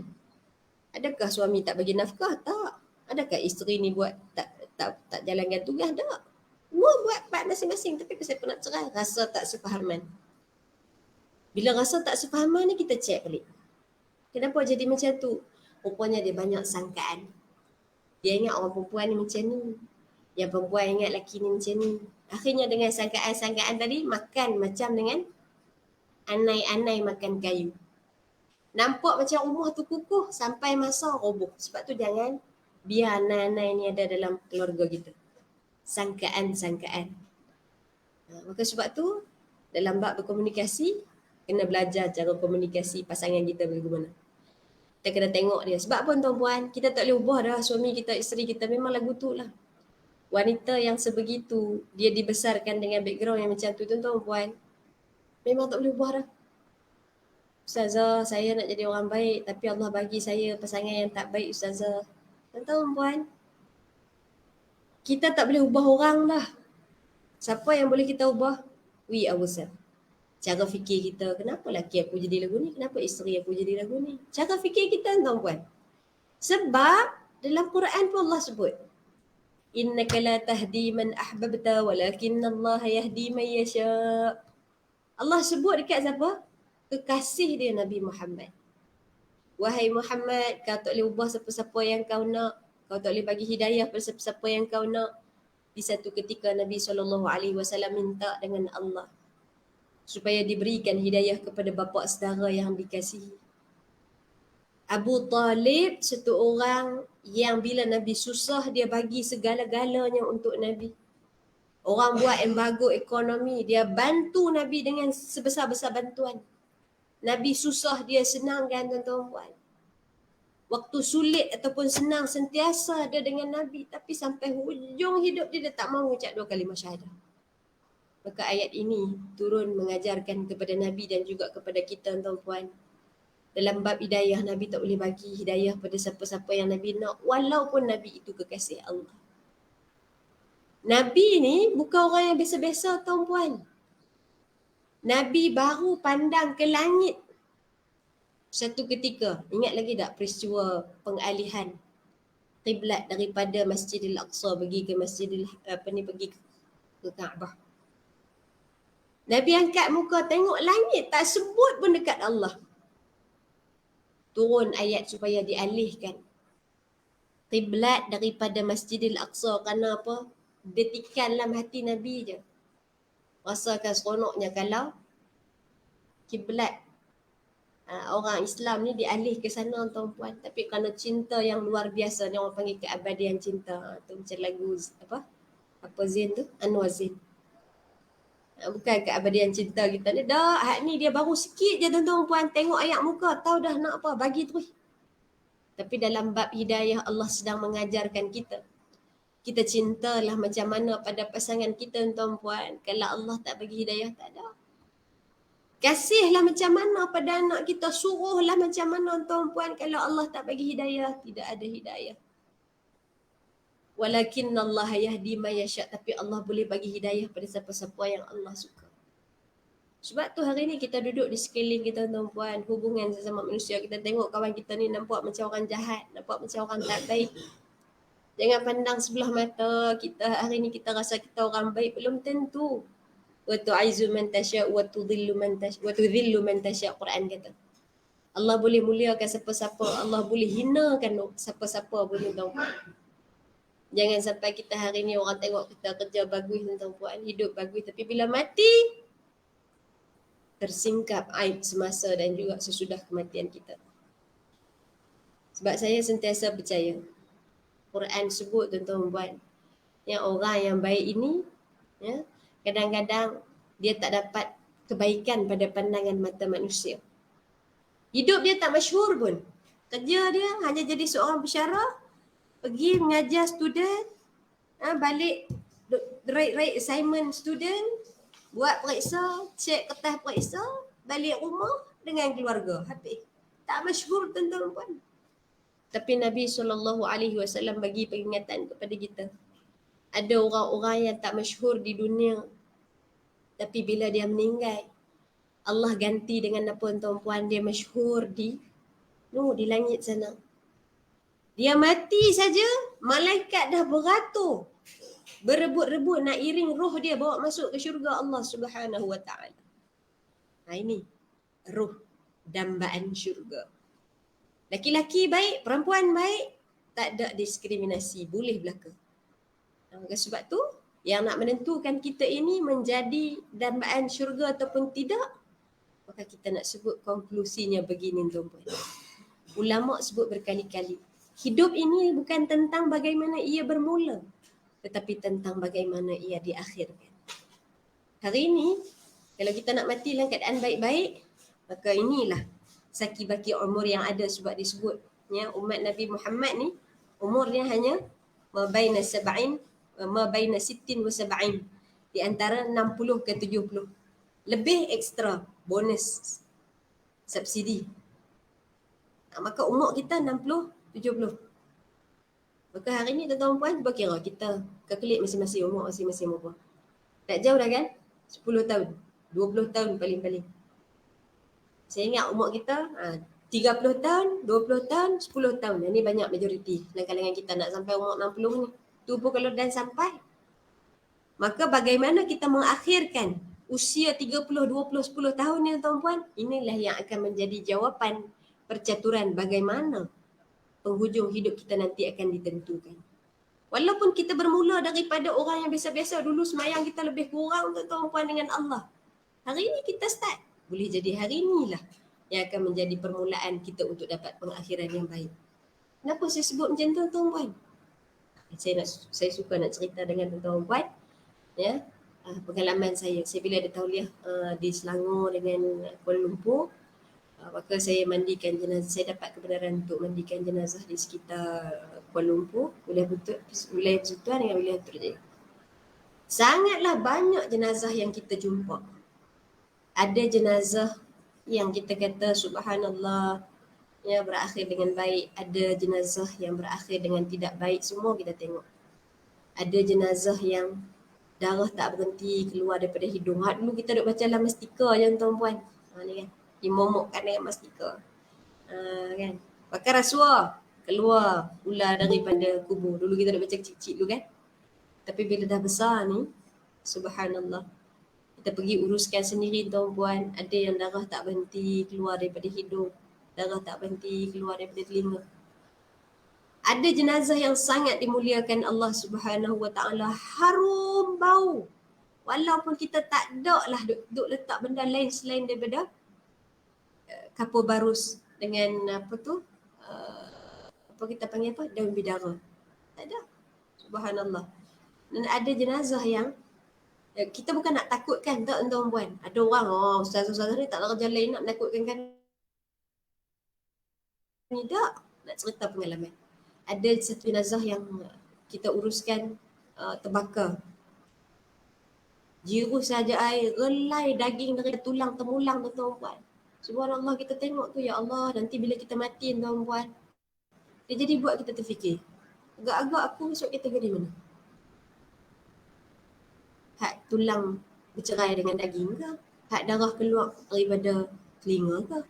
Ada satu jenazah yang saya jumpa, najis tak keluar daripada punggung 3 jam. Berpeluh pengurus jenazah nak mandikan jenazah. Dan dalam ramai-ramai tuan-puan, yang saya sangat terkesan dengan ada satu jenazah. Saya banyak mandikan jenazah kaki tangan awam lah. Sebab duduk di Putrajaya ni banyak kementerian kan. Jadi mandikan seorang kaki tangan awam, dia kerja sebagai seorang sisi je tuan-puan. Itu kan biasa je orang ni. Perempuan yang biasa-biasa, bukanlah nak kata ustazah ke, ada memang tak ustazah lah. Nak kata kaki masjid sangat tak. Nak kata dia ni macam sangat family woman ke tak. Biasa-biasa tuan-puan. Tapi dia ada satu amalan yang dia tak tinggal. Dia ni setiap kali kita ada halaqah Quran, dia memang akan main. Saya banyak buat kelas-kelas Quran tu cuma di Putrajaya ni, dia memang akan sesada. Kat mana ada tiang lah surah tu, tang tu dia akan duduk. Subhanallah. Jadi bila dia meninggal tu, sakit dia tak lama. Kalau Tuhan nak bagi tuan-puan. Sakit dia tak ada membebankan anak, tak sempat menyusahkan suami. Ini kita nak tuan-puan. Sakit kita tak lama nak mati. Sebab apa? Ada orang, tengok orang ni tumbuh bagai cendawan, rumah-rumah penjagaan orang tua-tua. Mak ayah ada anak 7-8 orang, tinggal tu tuan-puan sebab tak sanggup. Tak payah tengok jauh, kita je. Kita bila kita dah ada keluarga masing-masing ni, dengan mak ayah ke mana? Ingat tak? Ingat. Tapi ingatan kita ni berkala. Ada masa kita minum kopi kita tanya mak ayah kat kampung. Kan? Ada masa kita sibuk dengan kerja. Ada masa kita sibuk dengan anak-anak kita. Hilang rindu pada mak ayah. Dia ingat pula bila? Esok pula. Tak pun nak tidur lagi, ingat mak ayah pun ni buat apa malam-malam ni. Ya? Tapi bila kita dah jadi mak ayah ni, baru kita tahu. Ni tuan-tuan perempuan mungkinlah yang anak-anaknya dah besar, dia akan mengalami fasa inilah. Fasa apa? Dia tak sama rindu anak-anak dengan rindu mak ayah. Mak ayah ni tuan-tuan perempuan, segala-gala lah hidup dia adalah kerinduan pada anak-anak dia. Kalau kita ni, dia ada fasa-fasa jeda dia kan. Fasa kita berhenti, kita bukan kata tak ingat. Kita akan ralik dengan benda lain sampai kita lupa mak ayah kita. Tapi mak ayah ada. Mak masuk dapur, tengok ada telur, ingat. Oh, anak bongsu aku ni dulu suka makan telur goreng. Pilah ambil belanga goreng telur tadi orang tua tadi. Goreng telur tu kan, bawa main kat meja. Duduk kat meja makan, terbayang anak-anak dia hak ramai 6 orang. Kak Long suka duduk kat kerusi ni. Abang Ngah duduk kat kerusi ni. Makan, putih yang mata. Anak duk sibuk kerja, tak telefon. Makan. Pusing tengok sofa depan ruang tamu, teringat cucu-cucu berlari. Lari orang dah. Dan ni COVID tak boleh nak balik. Rindu rasa kat cucu-cucu. Rasa macam bayang kat depan mata. Tu mak ayah.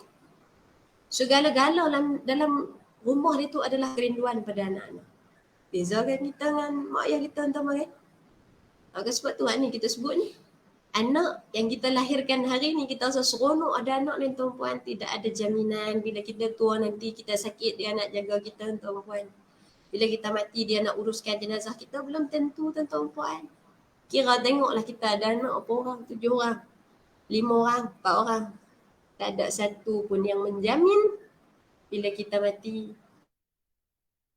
tangan mereka lah yang akan menjadi tangan terakhir menguruskan jenazah kita. Maka sebab tu ya, yang kita bekerja hari ni dengan penuh integriti, kita kerja dengan penuh ikhlas, kita kerja dengan penuh amanah ni tuan-tuan puan, angkat tangan minta dengan Allah. Ya Allah, hari ni kami kerja dalam keadaan susah payah, ya Allah, ikhlas kerana Engkau, wahai Allah. Jadikanlah bila kami dalam keadaan tak berdaya nanti, ya Allah, Kau hantarkan tangan-tangan yang baik menguruskan jenazah kami, ya Allah. Minta dengan Allah tuan-tuan puan. Dekat tadi, saya pun tak tahulah apa amal yang dia buat. Tapi itu yang pada pandangan mata kita. Dia meninggal, sakit buah pinggang. Air terlalu banyak, overfluid dalam badan. Naik pergi paru-paru. Sesak nafas. 3 hari duduk hospital. Meninggal dunia hari Jumaat. Meninggal dunia hari Jumaat. Yang nak menguruskan jenazah dia ramai. Sahabat-sahabat. Sebab apa? Waktu dia hidup, dia tak sakit ke hati orang. Dia tak ada keluar perkataan-perkataan yang menyebabkan bila dia pencen, orang buat pulut dengan pisang. Tak ada. Cakap dia tak menyakitkan hati orang, senyap. Orang kata apa kat dia, diam. Dia tak kata kat orang. Tak balas. Itu tahap kebaikan yang kalau kita boleh buat. Kalau orang kata kat kita, kita balas balik tu kita kata mungkin tahap yang kita boleh perbaiki lagi. Kalau orang kata kat kita, kita tak balas, kita diam. Tu hak nombor 2 kita kata, stages itu. Tapi kalau orang kata kat kita, kita boleh balas pula dengan kebaikan. Dia kata kat kita macam-macam. Padahal hak buat paperwork tu kita, tapi naik pangkat dia. Kan, sikit hati. Kita bantam pula. Grab food ke, kita bawa main makan, bagi dia makan. Kita doa pula, angkat tangan doa yang baik-baik pada dia. Tu tahap yang paling baik kalau kita boleh buat. Tapi susah lah, sebab apa? Bukan hati semua orang boleh buat lagu tu. Kan? Maka sebab tu, yang kakak tadi, bila dia meninggal, yang nak uruskan jenazah dia, kawan-kawan dia. Bila ramai-ramai ni, bila nak mandikan jenazah, kita kata, tak tahu bahagian masing-masing macam mana. Tak? Maka saya sebut, saya nak mandikan jenazah kalau boleh dengan waris tu. Jadi anak dia ada 4 orang. 4 orang tuan-puan, tak ada satu yang tak sekolah agama. Saya buat masuk dalam bilik, kita masuk dalam bilik jenazah, saya tanya dengan anak dia. Kakak, abang tahu tak nak mandikan jenazah mak? Semua geleng kepala tuan-puan. Dan tuan-puan balik hari ni cuba tanya dengan anak-anak. Kalau mama matilah, kakak tahu tak mandikan jenazah mak? Tanya. Tak tanya orang kita pun sama. Kalau mak kita mati, kita berani tak mandi jenazah mak kita tu? Tak semua orang sanggup. Maka dia mandikan jenazah tadi dalam keadaan anak-anak tak tahu, saya tak apalah, kita buat sama-sama. Ni kira rezeki lah anak-anak boleh urus jenazah mak ni. Sebab apa? Sebab kalau matilah musim COVID lagi lah. Tak ada lagi ciuman terakhir, tak ada lagi mandi jenazah terakhir. Hanya tinggal lampaian daripada jauh dalam jarak 20 meter daripada kubur masing-masing. Mandikan jenazah mak, subhanallah. Ya?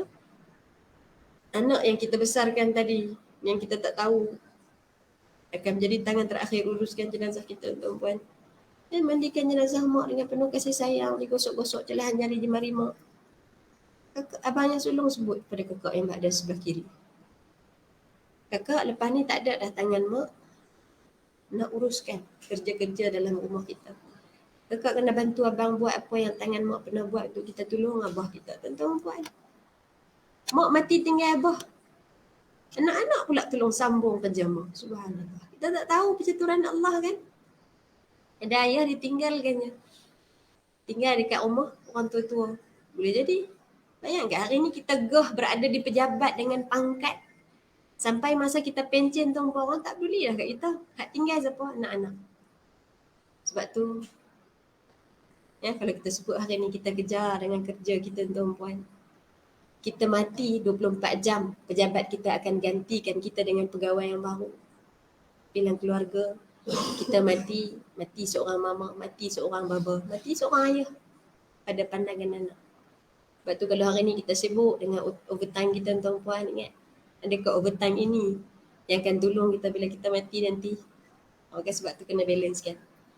Kita overtime, bagi tahu dengan anak-anak, bagi tahu dengan isteri, bagi tahu dengan suami supaya dia faham. Jangan terlalu seluruh hidup kita tu adalah kerja semata-mata. Sebab kita mengaji, prinsipnya adalah bila kita kerja sesuatu, akan ada sesuatu yang kos lepasnya. Kos lepas apa? Lalu kerja-kerjaya, kos lepasnya adalah keluarga.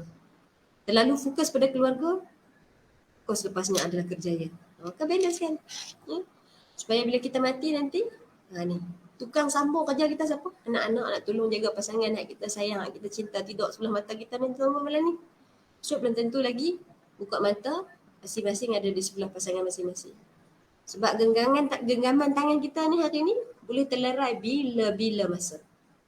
Maka anak tadi tolong sambung, basuh sampai hujung kaki, di celahan jari jemari mak sambil digosokkan. Lepas ni tak ada dah kaki mak jalan-jalan rumah kita. Adik kena bantu abang buat apa yang kaki mak pernah buat untuk kita tolong abah kita, tuan-tuan puan. Anak yang kita bagi makan dengan hasil susah payah kita, begitu Allah mencaturkan kehidupan mereka di penghujung saat kita tak mampu nak gerakkan walau sebatang jari, tuan-tuan puan. Kita tak sempat berpesan pun dengan anak, nanti jagakan ayah. Tak sempat tau kan. Tapi Allah mentakdirkan begitu. Kenapa? Boleh jadi kerana amanahnya kita dalam bekerja. Boleh jadi kerana ikhlasnya kita dalam bekerja. Boleh jadi kerana kita bagi yang terbaik untuk kerja yang kita lakukan. Tuhan boleh buat, no buat. Idza arada syai'an ay yaqula lahu kun fayakun. Bila Allah berkehendakkan dia jadi. Allah tulis kerana ikhlasnya dia hadir 1 jam setengah pada hari ini. Dalam selap kalbu kita pada pagi ni. Betul. Ini yang akan menjadi tukaran bila dia mati nanti. Kerana ikhlasnya dia hadir dalam majlis ilmu, ditukarkan dengan perakhiran yang baik-baik. Walaupun dia tak ada anak, Allah datangkan anak-anak saudara, anak-anak susuan. Allah datangkan kawan-kawan yang sayang dan cinta pada dia untuk uruskan jenazah dia dengan sebaik-baik perakhiran. Tuhan boleh buat, tuan-tuan. Sebab Allah itu sangatlah adil. Allah tak pernah pejam mata. Kita boleh nak tipu orang atas dunia, kita boleh nak tipu majikan kita atas dunia. Even ketua integriti panggil kita nak buat soal siasat, kita boleh tipu, tuan-tuan puan. Tapi dengan Allah, Allah tahu semua. Kita buat hari ni teruk kat dunia, tak dapat balasan di dunia, di akhirat nanti dah tentu-tentu ada perhitungan dengan Allah Subhanahu Wa Taala. Maka sebab tu, ya hari ni bila kita sebut nak menjadi orang dambaan syurga ni, tuan-tuan puan, kena jadi orang yang baik. Nak jadi orang yang baik mesti bermula dengan peribadi yang baik. Peribadi yang baik ni, tuan-tuan puan, yang kita sebut, inilah yang bukan sahaja akan membaikkan kita di dunia, tapi akan membantu kita untuk dapat keseimbangan di antara dunia dan juga akhirat. Bukan sahaja dalam kerjaya, bukan sahaja dalam keluarga, tapi dari segenap aspek, tuan-tuan. Sebab tu, yang hari ni kita duduk sekejap, kita muhasabah balik, tuan-tuan puan. Ya, duduk di mana kedudukan kita hari ni, duduk dan pijak kita hari ni. Ya, mudah-mudahan semua yang kita susun dalam kehidupan kita hari ni tak lain tak bukan tujuannya kerana Allah, ya, dan tak lain tak bukan kerana kita nak minta belas ihsan, rahmat daripada Allah Subhanahu Wa Taala, supaya apa yang kita kerjakan hari ni semuanya akan dinilaikan sebagai amal soleh di sisi Allah Subhanahu Wa Taala. Terlebih lagi tuan-tuan puan yang bekerja dalam institusi pendidikan. Ya. Yang tuan-tuan puan bekerja ni boleh menjadi al-ilmu yuntafa'u bihi. Tuan-tuan puan meninggal dunia ada ilmu bekalan ilmu-ilmu yang bermanfaat tinggal kat anak murid. Anak murid buat jadikan dia sebagai amal soleh. Ini akan jadi dalam saham akhirat kita yang Nabi kata apa? Idza matal insan, bila mati seorang manusia itu, inqata'a amaluhu, putus habis segala amal kecuali 3. Al-ilmu yuntafa'u bihi, ilmu yang bermanfaat. Sedekatun jariyah, kalau pernah dulu kita bersedekah. Yang kemudian ketiga, al-waladu salih yad'ulah. Doa daripada anak soleh yang mendoakannya. Bukan semata-mata anak kita yang tuan-puan. Anak-anak murid tuan-puan. Ya, anak murid doktor-doktor, profesor-profesor yang duk doa bila meninggal tak putus-putus doa tuan-puan. Sampai kepada kita menjadi saham akhirat kita, mudah-mudahan insya-Allah.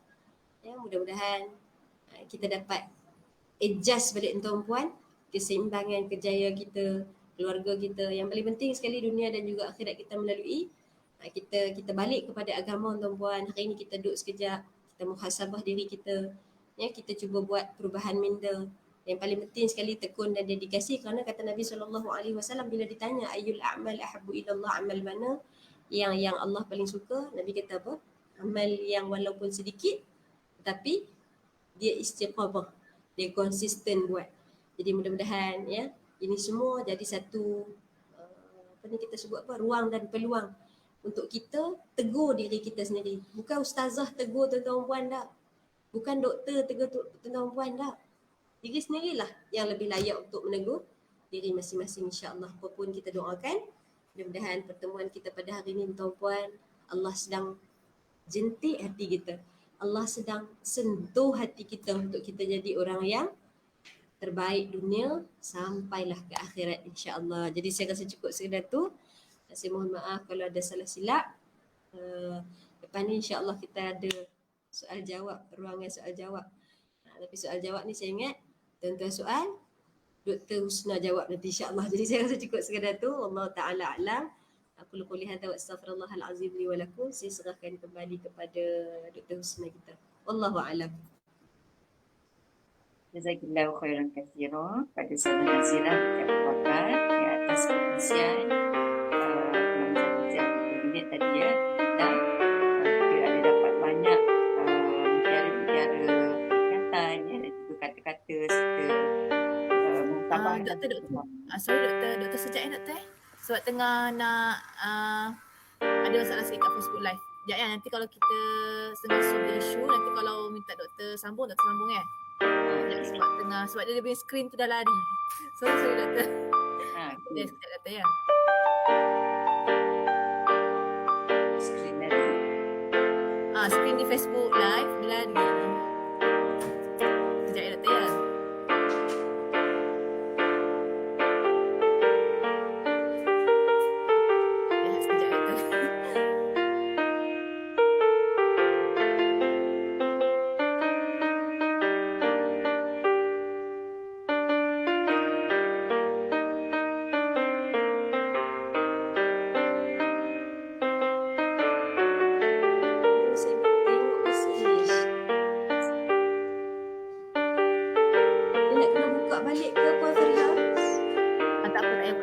Tak apa Ustazah.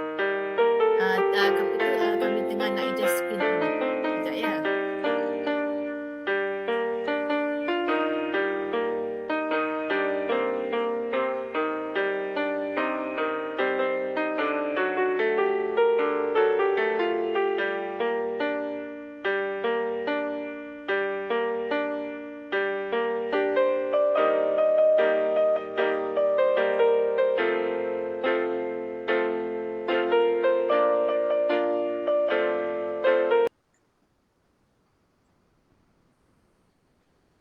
Okey Ustazah. Okey doktor boleh start. Jazakillahu khairan katsiran diucapkan kepada Ustazah Nazira binti Abu Bakar ya, atas perkongsian ilmu sebentar tadi ya, dan saya sangat yakin ada banyak mutiara ilmu dan juga perkongsian muhasabah yang kita dapat sebentar tadi. Jadi insya-Allah untuk sesi lebih kurang 20 minit kita buka pada sesi soal jawab. Okey baik. Jadi daripada para penonton tak ada soalan, mungkin ada satu soalan lah kot ya, yang saya mungkin boleh berikan di sini untuk respon lah daripada Ustazah ya. Kadang-kala lah ya, kita hari ini tak kira lah lelaki ataupun wanita, kita ada satu anggapan yang kuat bahawa kita meletakkan bahawa kita perlu menjadi diri sendiri, be yourself lah, jadi diri sendiri, sehingga membawa kepada satu pemikiran bahawa contoh-contoh yang Rasulullah tunjukkan ataupun daripada kisah-kisah wanita soleha ataupun lelaki-lelaki yang soleh dalam Al-Quran tu seolah-olah terlalu jauh untuk kita ikuti ya? Macam antara langit dan bumi macam tu lah.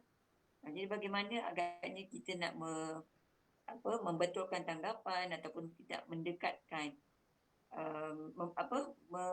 memperbetulkan tanggapan seperti ini ya, supaya contoh-contoh yang misali daripada Al-Quran dan juga hadis Rasulullah SAW ni menjadi motivasi terkuat untuk kita berusaha jadi satu soalan lah daripada saya.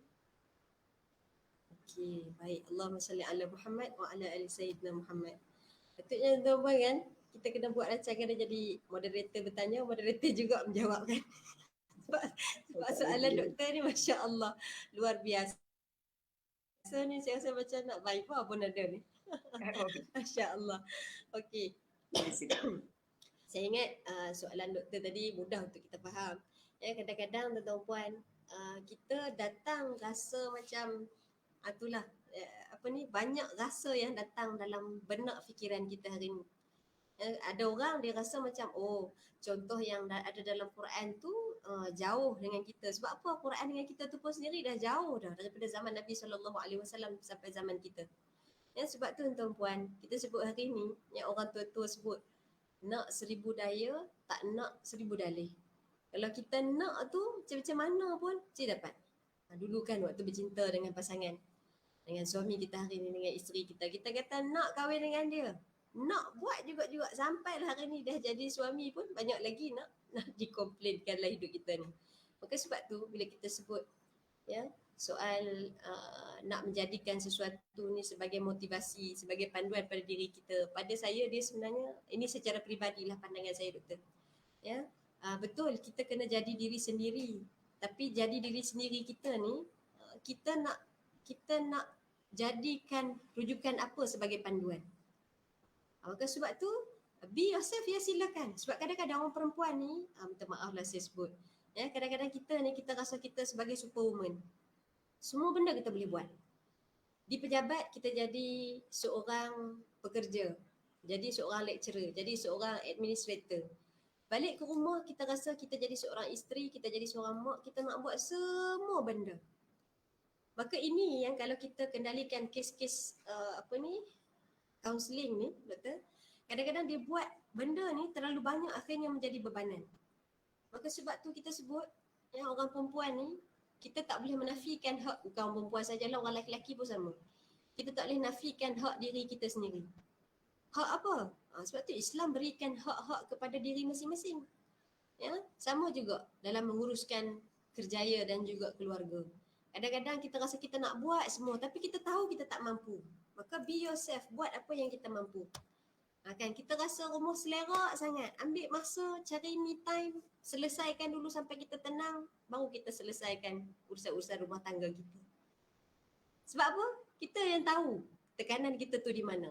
Maka sebab tu pada saya kalau nak ambil motivasi daripada Al-Quran, daripada hadis Nabi SAW, kalau kita rasa sangat jauh tuan-tuan puan untuk kita be ourselves ni, cuba kita tengok orang yang dekat-dekat dengan kita. Hari ni banyak dah, saya ingat hari ni zaman social media. Banyak dah sebenarnya benda-benda yang orang cerita kat kita.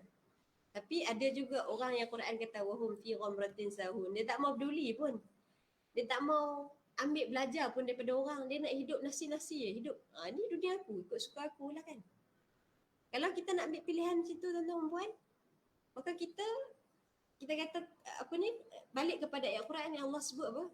Allah boleh bagi hidayah pada siapa yang dia nak, Allah boleh bagi hidayah pada siapa yang dia suka. Kalau Allah kata kita tak dapat hidayah, maka kita tak akan dapat hidayah.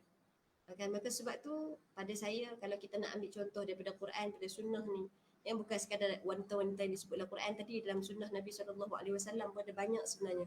Ya, isteri-isteri Nabi yang kalau hari ni kita tanya tuan-puan, kita sangatlah jauh. Orang tanya isteri Nabi berapa orang pun, belum tentu kita boleh jawab berapa orang. Betul tak? Itu baru sebut isteri Nabi. Isteri Nabi dah berapa orang tuan-tuan puan? Penonton-penonton ada di ruangan komen, cuba letak isteri Nabi dah berapa orang. Tapi sekarang ni dah boleh Google dulu kan. Senang hari ni dah boleh Google dulu. Kalau orang tanya isteri Nabi berapa orang pun kita tak boleh jawab.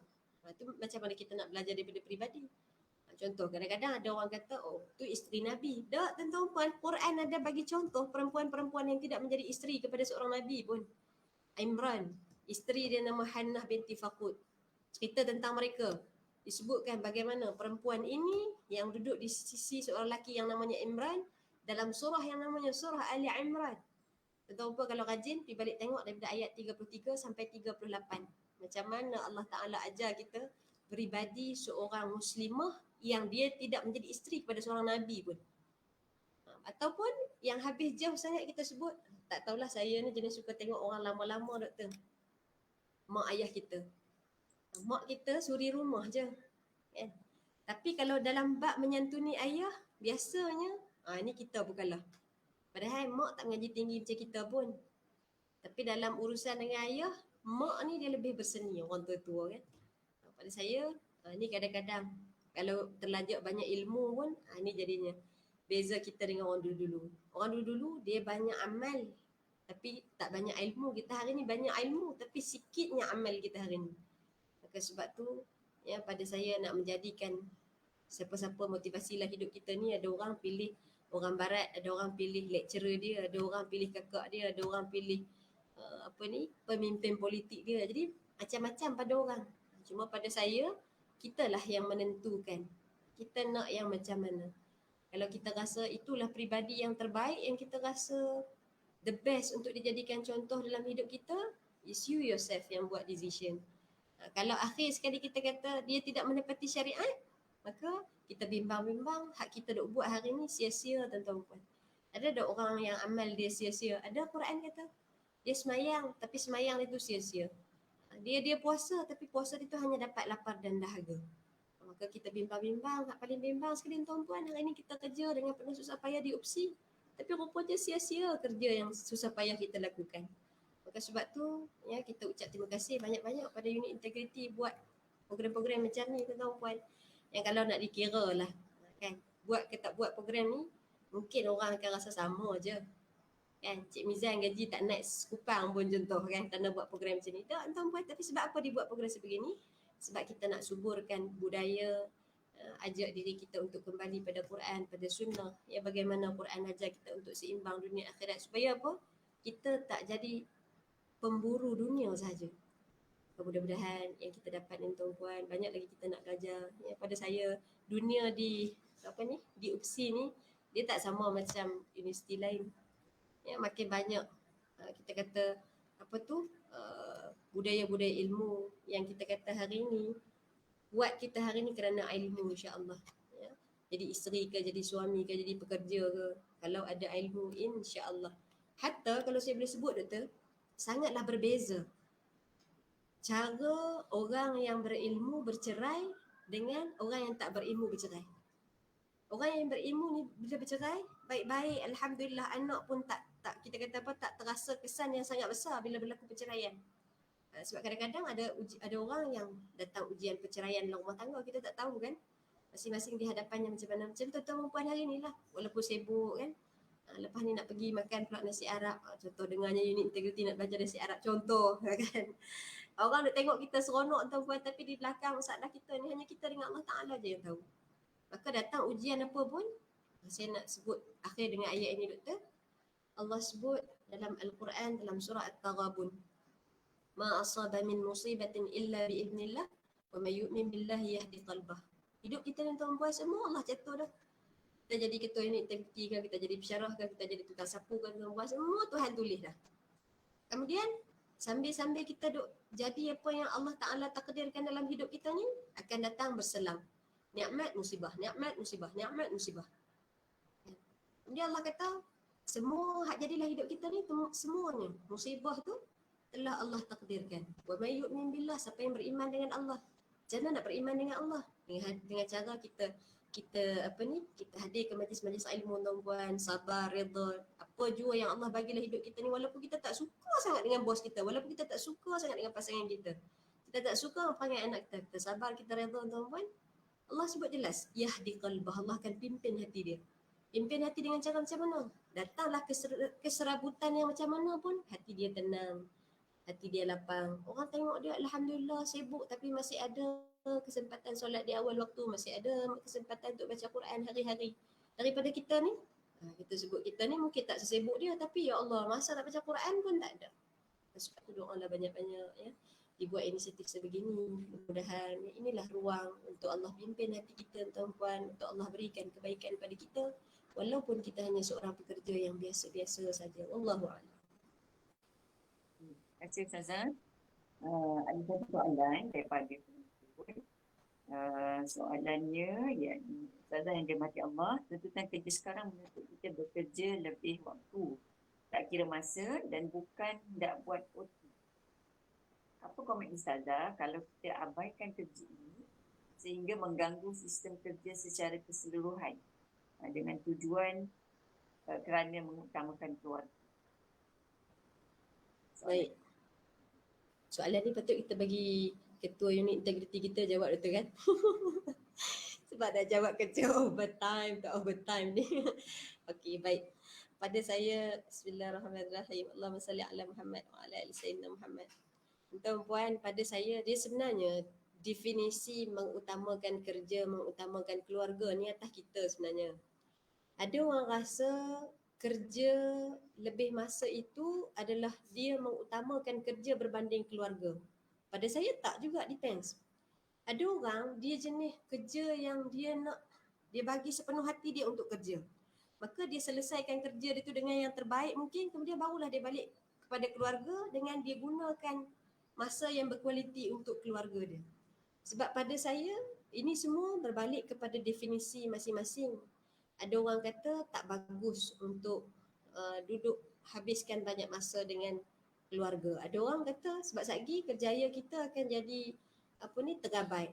Sebab tu kita kata kalau dalam definisi keseimbangan kerjaya dengan keluarga ni, kalau tuan-tuan perempuan kaji, ada sangat banyak research yang dibuat dalam dunia research ni. Ada satu kajian yang saya baca daripada satu orang profesor, dia sebut, dia kata hari ni kalau nak disebut orang banyak menghabiskan kerja berbanding keluarga, statistik mengatakan pekerja-pekerja ni meluangkan masa lebih kurang 50 jam satu minggu untuk kerja berbanding dengan keluarga. Satu minggu ada berapa jam tuan-tuan? Oh, lama pula. Ustazah tengah-tengah hari tak boleh jawab. Ustazah tanya, Ustazah jawablah sendiri tengah-tengah hari ni. satu minggu ada berapa jam tuan-tuan? Cuba kira. Cuba calculate. Satu hari dia 24 jam kali dengan 7 minggu. Jadi 50 jam para pekerja menghabiskan masa dengan kerja dia. Itu pun sebenarnya bila hasil di penghujung tu, dia jadi satu lagi persoalan. Betul ke 50 jam tu dia guna untuk bekerja? Sebab kalau kita tengok dalam persekitaran kita hari ni, even kita apa kan, saya tak tahu, wallahualam lah, tapi saya secara peribadi. Kadang bila kita datang kerja, kita masih ada lagi masa-masa yang kita tengok Facebook, kita tengok YouTube, yang kita sembang-sembang dengan kawan, masuk dalam kategori 50 jam tu. Jadi pada saya, kalaulah kita nak kata, oh dia ni banyak masa dia di pejabat, itu bermakna dia mengutamakan kerja. Pada saya tak juga, itu menghabiskan masa je. Maka sebab tu, hak duk ditekan oleh unit integriti ni, kita nak apa? Kita nak supaya kalau betul kita kata 50 jam tu untuk pejabat, maka betul-betul 50 jam itu dimaksimumkan, dioptimumkan penggunaan dia. Sama juga dengan anak-anak. Berapa banyak masa yang kita habiskan. Contoh kalau kita boleh sebut, SKMM keluarkan statistik. Daripada Mac 2020, bermula PKP, sampai Jun 2021. Setahun, 3 bulan. Lebih kurang. Setahun 3 bulan tuan-tuan. Waktu PKP, kita tak boleh keluar rumah kan? Kita duduk 24 jam dengan anak-anak masing-masing kan? Tapi statistik yang dikeluarkan menunjukkan Malaysia duduk di ranking pertama negara yang paling banyak penetration ke web-web pornografi. Kadar penembusan yang paling tinggi ke web-web pornografi. Padahal kita duduk 24 jam dengan anak ni. Kita duduk 24 jam dengan keluarga. Kenapa Malaysia boleh duduk di tangga pertama, negara yang paling banyak kadar penembusan ke web-web pornografi? Kenapa boleh jadi macam tu? Maka sekali lagi pada saya, dia kembali kepada isu kualiti berbanding kuantiti. Sebab kalau kita definisikan lebih itu, apa makna lebih? Adakah melebih itu maknanya daripada 24 jam, 14 jam? Contoh 14 jam banyak sangat. Kita kata lebih lagi, 18 jam dengan keluarga, 6 jam dengan pejabat, itu adalah masa yang terbaik untuk kita kata seimbang di antara keluarga dengan kerjaya, pun berbalik kepada bagaimana diisi 8 dan 6 dan juga 18 jam tadi. Jadi pada saya, kalau nak disebut soal OT, tak OT dan sebagainya tu, kita tak boleh nafi hari ni bila kita bekerja dengan ada majikan, ada masa-masa tertentu yang kita perlu selesaikan tugasan kita. Cuma cara macam mana kita mengendalikan. Pada saya yang ni mungkin kita bukan gagal mengerjakan tugasan, tapi kita gagal untuk mengendalikan ataupun memahamkan kedua-dua belah pihak. Ya, contohnya kalau kita sibuk dengan OT, nak hujung tahun, kadang-kadang kita fahamlah masing-masing nak tutup buku, nak tutup akaun dan sebagainya. Benda yang kita kena bagi perhatian juga, para suami, para isteri, kalau saya boleh sebut, ni bila nak datang hujung tahun ni banyaklah pasangan nak berkelahi set gini. Sebab apa? Suami sibuk dengan jabat, isteri sibuk dengan kerja. Akhirnya anak-anak di rumah terabai katanya. Pada saya ini dia kena both parties mainkan peranan. Kalau tuan-tuan rasa tuan-tuan perlu balik lambat kerana keperluan kerja, jelaskan pada pasangan. Minggu ni abang kena balik lambat sikit lah sebab kerja abang tak selesai lagi. Kalau isteri tanya berapa lama, kita bagi anggaran seminggu kalau ikut jangkaan. Pada saya bila kita boleh memberikan kefahaman, sagi isteri ataupun suami kita, insya-Allah pasangan kita ni boleh bertolak ansur. Seminggu ni dia sibuk, maka dia akan tolong cover kita untuk uruskan keluarga. Sebab tu kita berkeluarga ni ada suami ada isteri untuk saling melengkapkan. Kalau isteri je kita harap urus rumah, baik kita kahwin dengan orang gaji. Kalau kita harap suami je buat semua, akan baik kita cari pengurus rumah tangga saja, tak perlu cari suami. Maka sebab tu kita melengkapkan, mudah-mudahan ya boleh membaikkan kehidupan berkeluarga kita. Bila anak tengok, oh bapak sibuk, mak bantu. Mak sibuk, bapak bantu. Pada saya ini yang akan jadikan contoh teladan pada anak-anak. Sebab bila tak diuruskan komunikasi itu dengan baik, bila salah satu pihak kita nampak macam terlebih dalam kerjaya, maka akhirnya akan menyebabkan satu pihak kecil hati dan sebagainya. Dan satu lagi, kalau boleh saya sebut di akhir ni doktor, mungkin yang kena wujudkan ruang bercakap di antara suami ataupun isteri. Maknanya apa? Kalau yang contoh, kadang-kadang kita tak perasan kita ni kita bekerja sangat beri tumpuan pada kerja. Tapi kita tak perasan sebab kita seronok dan kita passion dengan kerja kita. Ada orang macam tu. Maka jadi tanggungjawab pasangan pula. Tuan-tuan kalau nampak isteri tuan-tuan ralik sangat dengan bekerja, sebutlah. Abang tengok awak sibuk sangat dengan kerja minggu ni pun semua. Ada event besar ke? Itu cara cakap dengan orang perempuan lah. Ya, ada event besar ke apa semua-semua ni. Baru kadang-kadang kita ni orang perempuan baru kita cool down balik, kita perasan. Oh sebenarnya kita dah terlajak rancak sangat dalam kerja kita. Kan? Sama juga lelaki-lelaki. Isteri jangan pendam perasaan. Cakap dengan suami puan-puan. Bang, saya tengok abang sibuk sangat lah. Tak sempat ada masa dengan anak-anak kita pun dah lama tak semayang jemaah apa semua. Sebut perempuan. Kadang-kadang bila kita tak sebut suami, kita tak perasan. Maka sebab tu, inilah. Kunna libasul lakum wa antum libasul lakum. Kita jadi pakaian untuk mereka, mereka jadi pakaian untuk kita. Saling tutup menutup kekurangan yang berlaku. Mudah-mudahan yang sangat kita idam-idamkan untuk perempuan. Ya, kita usaha dengan penuh susah payah bekerja dan sebagainya untuk bawa anak-anak kita, isteri kita, suami kita masuk syurga. Akhirnya Allah Ta'ala rezekikan untuk kita sama-sama masuk syurga satu keluarga biiznillah insya-Allah. Wallahu'alam. Alhamdulillah, jawapan yang dan juga respon lah yang sangat baik daripada Ustazah ya. Alhamdulillah, terima kasih diucapkan kepada Ustazah Nazira atas sesi perkongsian tadi dan juga jawapan-jawapan yang diberikan ya.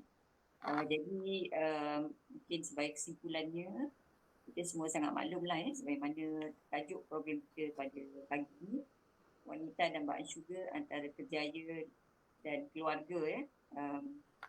Bukan setakat untuk wanita sajalah, namun kata kunci ataupun perkara yang paling penting untuk kita dapatkan keseimbangan tersebut adalah mengetahui apakah keutamaan, prioriti ya, serta bagaimana cara untuk kita bertindak dan menyusun strategi supaya keseimbangan itu dapat dilakukan dengan secara baik dan harmoni lah insyaAllah. Jadi mewakili pihak penganjur, saya mengucapkan berbanyak-banyak terima kasih ya pada Ustazah atas kesudian berkongsi dan juga bersama kita lah pada pagi ini. InsyaAllah ada masa dan juga jodoh, kita akan jumpa lagi lah pada sesi-sesi yang akan datang insyaAllah. Dan pada semua para penonton, juga diucapkan terima kasih dan juga mudah-mudahan kesemuanya akan mendapat manfaat yang terbaik dalam kehidupan kita dan mendapat rahmat daripada Allah Ta'ala insyaAllah. Jadi buat akhirnya kita sama-sama tutuplah majlis kita pada pagi ini dengan tasbih kafarah dan suratul Asr. Subhanakallahumma bihamdika asyhadu an la ilaha illa anta astaghfiruka wa atubu ilaik. Bismillahirrahmanirrahim. Wal 'asri innal insana lafi khusr illa alladziina aamanu wa 'amilus shalihaati wa tawassaw bil haqqi wa tawassaw bis sabr. Assalamualaikum warahmatullahi wabarakatuh.